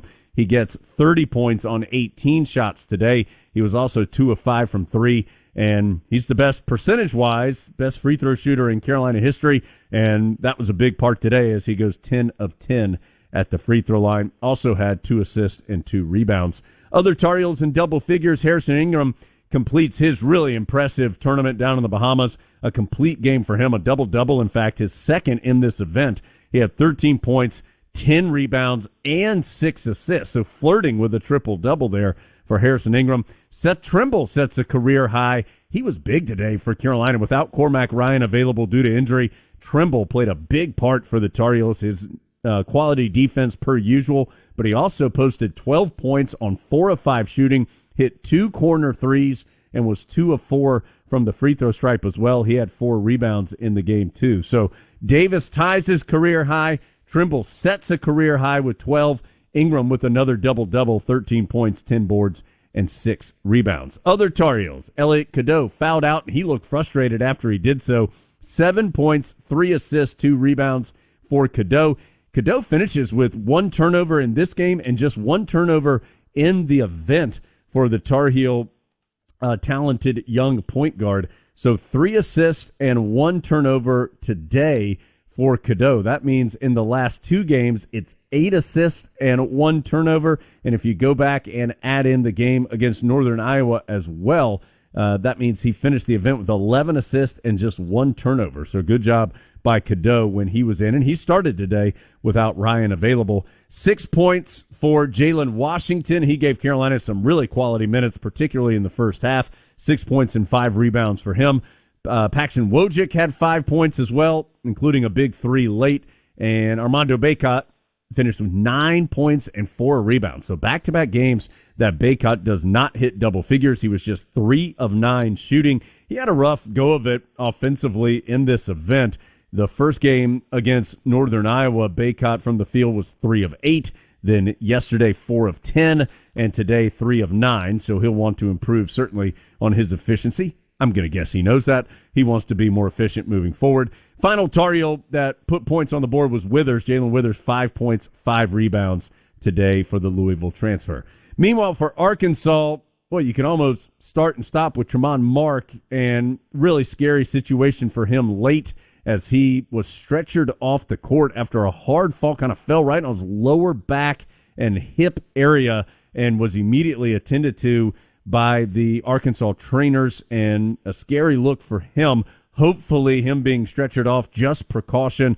Certainly hate to see that for anyone, and particularly after the quality game that he played. A career-high 34 points. He was darn near unstoppable. 13 of 17 from the field, 4 of 6 from 3. He had 5 rebounds to go with those 34 points. Only one other player on Arkansas even finished in double figures. That was Layden Blocker. He had 11. 9 for Battle, 9 for Davenport, 5 for Mitchell, 4 points for Lawson. Those are the only Arkansas players that scored.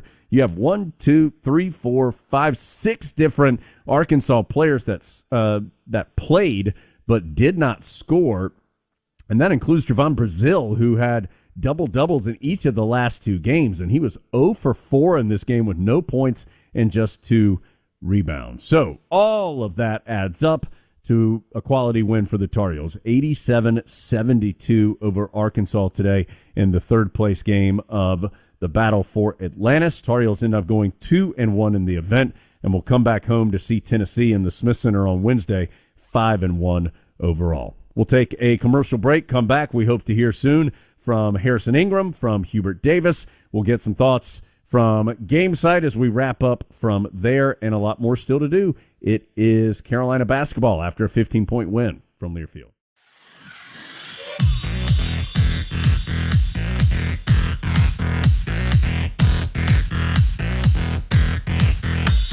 This is Carolina basketball. Our post-game coverage continues with the Carolina Ford Dealers Wrap-Up Show.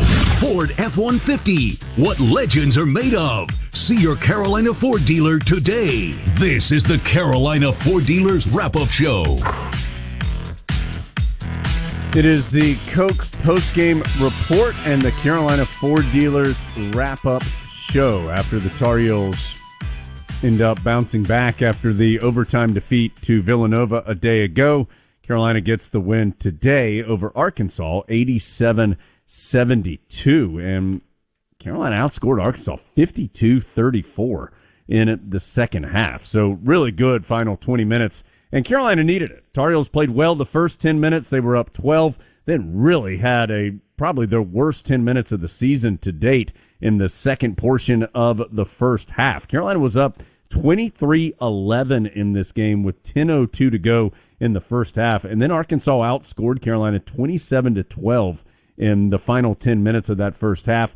Carolina had just 2 field goals. Now, R.J. Davis and Armando Bacot were on the bench for a fair amount of that time period due to foul trouble. Arkansas took advantage and had the lead at halftime, and we said it at halftime. Carolina needed to respond with some of its better basketball of the year, and the Tar Heels did just that, outscoring Arkansas 52-34 in the second half and winning it 87-72. This is the Coke postgame report in the Carolina Ford Dealers Wrap-Up Show. Boldness, strength, the spirit of adventure, the Ford Bronco and Bronco Sport. That's what legends are made of. See your Carolina Ford dealer, proud partner of Carolina Athletics. Jones Angel here with you in the Tar Heel Sports Network studios. I'll be in Carter Finley Stadium tomorrow in Raleigh as the Tar Heels face NC State, 113th meeting on the football field for those two. I'll be joined, of course, by Brian Simmons, Lee Pace. Kyle Straub is going to fill in for Dave as Dave and the basketball Tar Heels get back from the Bahamas.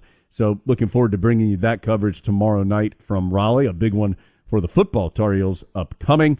And Dave and Adam will be back, and then we're back to our normal team coming up on Wednesday as the Tar Heels host Tennessee in the Smith Center. Let's visit our iTicket defensive highlight of the game. If you find yourself in need of legal defense for a traffic violation, iTicket.law can be hired to defend you 24 hours a day. iTicket.law, born in Chapel Hill, and has traffic attorneys statewide. Visit iTicket.law to learn more. And taking a look at these numbers, defensively, Arkansas had good numbers overall. 47% from the field, 26 of 55. They were just 5 of 17 from the three-point line. But if you take out Mark, who was 13 of 17 from the field and 4 of 6 from the three-point arc, Arkansas shoots. The rest of the team shot just 34%, 13 of 38, and 1 of 11 from three-point range. So it's the second consecutive game where it feels like Carolina, the numbers may not speak to how well Carolina played defensively because Mark was so hot, and he had some tough shots. Saw it yesterday with Dixon playing great and all the free throws that Villanova made. You may have heard Hubert Davis in the pregame say he felt like his defense played relatively well yesterday. Of course, the fouls are part of that. And then today, outside of Mark being so hot, Carolina did a nice job on the rest of the Razorbacks and end up winning it 87-72.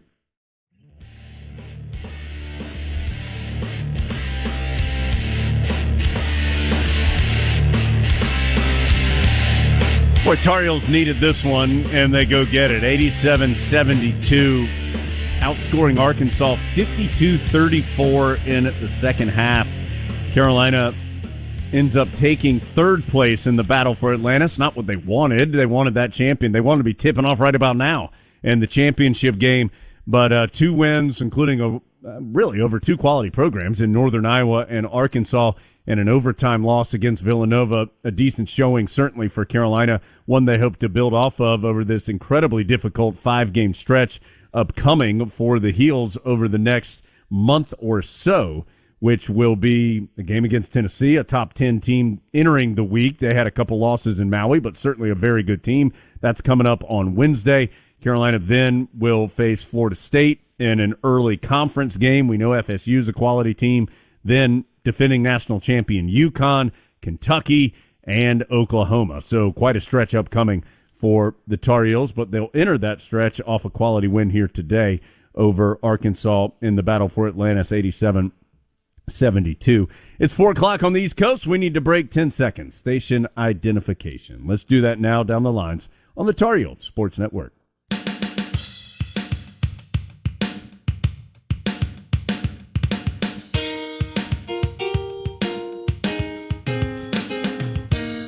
So Carolina wins at 87-72. This is the Coke postgame report. They say Coke Zero is irresistibly tasty. Does that make it the best Coke ever? You have to find out for yourself. And the Carolina Ford Dealers wrap-up show, brought to you by your Carolina Ford Dealers, proud partner of Carolina Athletics. Ford Bronco and Bronco Sport. That's what legends are made of. See your Carolina Ford dealer today. Dave Nathan and Adam Lucas had the call this week as the Heels competed in the Bahamas. Dave with us via headset this afternoon, or still with us via headset this afternoon as we go to the Coke postgame report. And Dave, just an intense game. Again, all 3 of these games were really intense for the Tar Heels, particularly these last 2.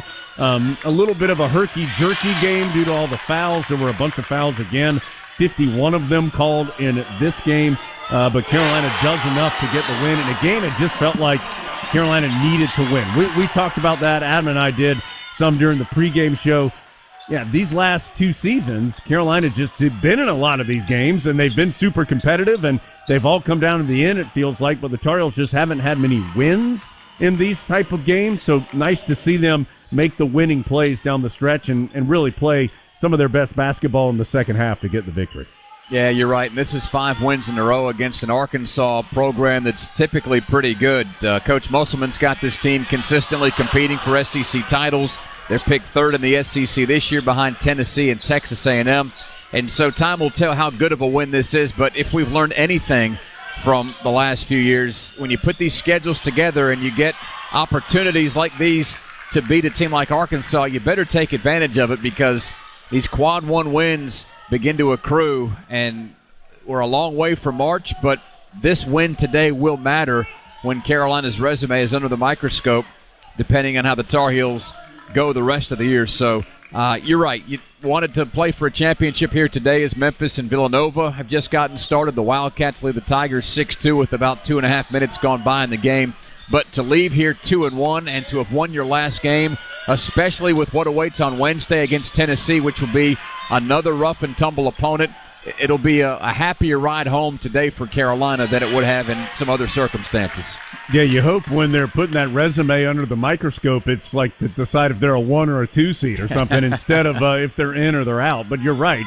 Carolina, that was part of the problem last season. The Tar Heels, the committee didn't feel like Carolina had enough quality wins. They had opportunities to get them early in the season. Those losses to Iowa State and to Alabama particularly stand out. The road game against Indiana.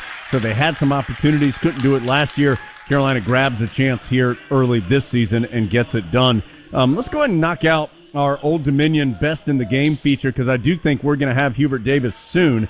So let's talk about our Old Dominion Best in the Game Player of the Game, brought to you by Old Dominion Freight Line. Old Dominion Freight Line works hard to be the best in the game and is proud to support those striving to be the best in theirs. Hard to go anywhere else than R.J. Davis today. 30 points for R.J., tying his career high, 9 of 18 from the floor, 2 of 5 from 3, 10 of 10 at the free throw line. Also had 2 rebounds and 2 assists in this game. I do want to give at least an honorable mention to Harrison Ingram. So much of Carolina's half-court offense in the second half was running through Ingram and letting him make decisions on where the ball was going, as Carolina would isolate him on half the floor, and he'd either shoot, pass, make a decision, kick it back out to reset, whatever it might be. He had 13 points, 10 rebounds, and 6 assists in this one. Let's take one more break, come back, and we'll be ready with Coach Davis when we return. Plus, we hope to hear from Harrison Ingram as well. That and more still to do on the Coke Postgame Report from Learfield. Carolina quality win today, 87-72 over Arkansas. Tar Heels take third place in the battle for Atlantis. Would have rather been playing right now for the title, but lost by 2 in overtime yesterday. Nice bounce back for the Heels and the 15-point win. Well, it is the long-awaited Continental Tire Coach's Corner, brought to you by Continental Tire, the smart choice in tires. For a dealer near you, go to ContinentalTire.com. Let's listen in to Adam Lucas with the head coach of the Tar Heels, Hubert Davis. The Continental Tire Coach's Corner with Carolina head coach Hubert Davis after Carolina beats Arkansas. Coach, you're down, but you've got the ball at the end of the first half. Going to set up a play, going to take the lead going into the locker room.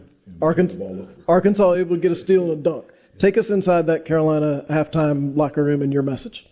Well, I mean, we were real and vocal and straightforward and direct on, what we needed to do to change things in the second half. I felt like we started the game really well. I thought defensively we were locked in. We were getting the shots that we wanted on the offensive end. And then the last 10 minutes, like their aggressiveness, their will and their want to was more than ours. And they were able to take the lead. And, one of the things that we talked about a lot last night was, during these times when things don't go your way, even if they do, the only thing you have control over is how you react and how you respond. And so, we needed to respond on what happened yesterday in a tough loss to Villanova and respond in the second half after losing the lead late in the first. What do you think are the qualities of this team and the individuals that make up this team that enable them to deal with some of that adversity in a positive way the way they did in the second half? Yeah, this is a tough group. I mean, they're a tough group and they are a together group. I just, the huddles, the communication, the encouragement is off the chart. I mean, Cormac didn't play before the game. I've never seen a player as emotional because he couldn't play as Cormac was. what he meant to us on the bench and his communication to the guys, it was as if he was out there on the floor. I mean, our team is really tough and really together. And I think coming back less than 24 hours and getting a win against Arkansas showed that. I know Mark had 34 points and was sensational. Certainly we're hoping for the best for him. And it's tough to say this about a guy who scored 34, but it felt like in those final minutes, your team did an okay job on him defensively, at least making it tougher than it had been. What adjustments did you make personnel-wise and scheme-wise to help that happen? Yeah, Seth he's our best individual one-on-one defender, and we tried to preserve the matchup so to be able for him to stay on him. We sent him a certain direction because we felt like he was less efficient going in one direction, and then we always in that direction had somebody to help side that wouldn't allow him to get to the basket. So we forced him into tough twos, and with the physicality of Seth and us making it hard for him just to catch the basketball, he was starting to wear down. And we also had some double teams set up just to get the ball out of his hands, but they were so quick and athletic in some of their actions, we couldn't even get to the double teams. And so I'm thankful that we started to do a better job and he started missing some of those shots. R.J. Davis had 30 points, tied his career high. How satisfying is it as a coach? He had a great game, but that you can look at everybody else who played and said every single one of you guys also did something to get that win. Yeah, but, R.J. is one of the better players in the country. And, I think any coach would say this, the keys to having a chance to win is your better players have to play well. And that's what happened, especially in the second half. I think he had 21 in the second half. And, for us to be a good team and to be able to beat teams like Arkansas, RJ and Armando, they just have to be big-time players. And RJ in the second half was amazing.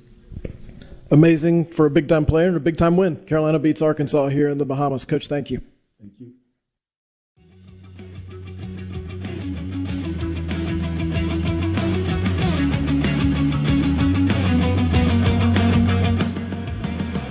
Carolina basketball has been brought to you by Coca-Cola. Is Coke Zero Sugar the best Coke ever? Take a taste. And by Hunt Brothers Pizza, the official pizza of Carolina Athletics. This is the Carolina Ford Dealers Wrap-Up Show. It's the final stretch on the Coke post-game report in the Carolina Ford Dealers Wrap-Up Show after the Tar Heels win 87-72.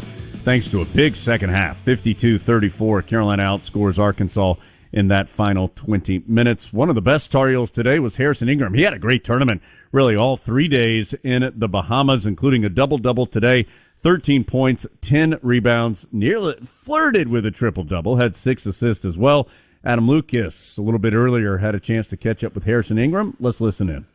Alongside Harrison Ingram after a stat-stuffing win over Arkansas, Harrison Tar Heels got a big lead in the first half, and then Arkansas was able to close it back. Tar Heels got a big lead in the second half, and then kept pushing it out. What was the difference in the second half? Defense. Traylon Mark he was cooking us, cooking me. I started off on him, and I didn't do a good job guarding him. Seth came in, played pretty good defense. We switched up a little bit, tried to deny him a little bit, then try to bring the physicality back to them because we felt like SEC basketball is a lot different than ACC. We're more kind of skill-based. They try to rough it up, make it a dogfight type of game, but we can do that too. What made Mark so tough to defend and so effective today on a day when he did everything for them? Yeah, I know him. I know him from Texas, so I played against him before. I knew he was a good player. I knew he was shifty. And our game plan was just to kind of keep them in front and force them to shoot contested shot, and he was hitting them. But at the end of the day, that was the game plan. We knew it would work at the end of the day. I think a lot of times people think that the game plan against Carolina is, as you said, rough it up, make it a fight, and maybe they'll back down. Why did that not work today? I feel like we got some big boys too. I can play that game too. If you want to bully, if we want to go in the post, I can do that too. If you want to be pretty and shoot threes, I can do that too. As a team, we have so many different players. We have people like Elliott, we have people like RJ, people like Wanda, who are all different players, and everyone brings different facets to their game, and I feel like we all fit in together perfectly. You in the post was a big part of stretching that lead out, as you were either shooting over somebody or they would try to double you and you take advantage and pass it out. When you got the ball in that situation, what were you looking for? Definitely just waiting for the double team. I knew they were going to double. If they didn't double one-on-one, I'll take my chances at that 9 out of 10 times. I feel like I'll score. Especially we knew they had little guards, so we knew the defense would be I mean, the plan of the game was to be a little different for me. I knew I could bully them down low, so there's no reason to be on the perimeter trying to dance. Just go down there and bully them and show them that we've been in the weight room. 2-1 isn't what you ideally wanted in the Bahamas, but that's a good win against a good team. What did we learn about the Tar Heels in the Bahamas? That no matter how the game is, I mean, we can win. I mean, the dogfight, and to beat us is going to be a hard game. Like Villanova, they played a tough game, played weird, just post up the whole game, and they played an amazing game. Eric Dixon had a career night, and they still beat us by 2 in double overtime. We had 3 guys fouled out. So I feel like that shows people around the country that to beat us is going to be a hard game no matter who you are. Going to be a hard game all year if you face the Tar Heels. That's Harrison Ingram after Carolina beats Arkansas. Harrison, thank you. Thank you. Thank you, Harrison. Thank you, Adam. And like we said, a quality game for Harrison Ingram as he puts up a double-double, 13 points, 10 rebounds, and 6 assists. We're going to take our final break, come back and wrap things up. Plus, we'll have our Coke play of the game. A lot to choose from that second half. We'll have that and more when we come back to finish things up. Heels win by 15 from Learfield. Tar Heels win at 87-72. Just a quick reminder on a couple other Tar Heel sports going on today.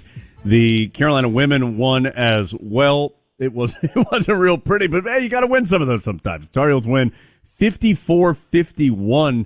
Carolina only had 30 points in the game going into the fourth quarter, but they outscored Vermont 24-12 in that fourth quarter to end up winning it in total over the Catamounts. That's part of the Gulf Coast Showdown, and Carolina won that one 54-51.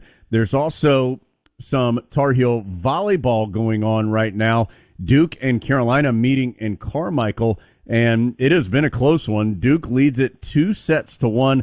They are in the fourth set right now in extra time here in this set, if you will, as Carolina, well, the Tar Heels actually just won that set 28-26. So Carolina wins the set and ties the match at 2 apiece. They'll go to a fifth set in Carmichael in that one. And then there is women's soccer tonight. Carolina trying to advance past BYU and get to the College Cup. That match is scheduled for 8 o'clock Eastern time tonight. So a lot of Tar Heel, 2 Tar Heel wins, one game that's going to a final set, and then a big women's soccer matchup later tonight. The guys, as far as soccer is concerned, the men will play on Sunday at home to try to advance to the round of 8 in its NCAA championship. Plus, the Tar Heels just won the national title in field hockey a week or so ago, so a lot of good stuff going on as the Tar Heels move through this busy time of year. Let's finish up our coverage today with the Coke play of the game. It's brought to you by Coca-Cola, and they say Coke Zero is irresistibly tasty. Does that make it the best Coke ever? Find out for yourself. You know, we've talked a lot about R.J. Davis, 30 points, tying a career high. Harrison Ingram, just heard from him, double-double.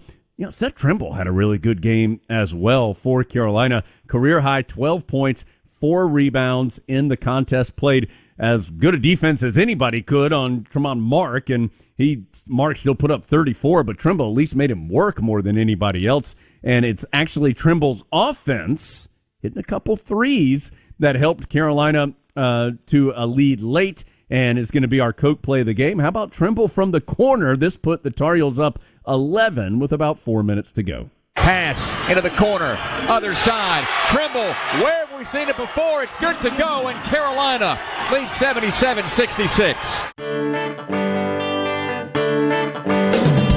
Carolina basketball has been brought to you by Wells Fargo, official retail bank sponsor of Carolina Athletics. The preceding has been a Learfield presentation of the Tar Heels Sports Network.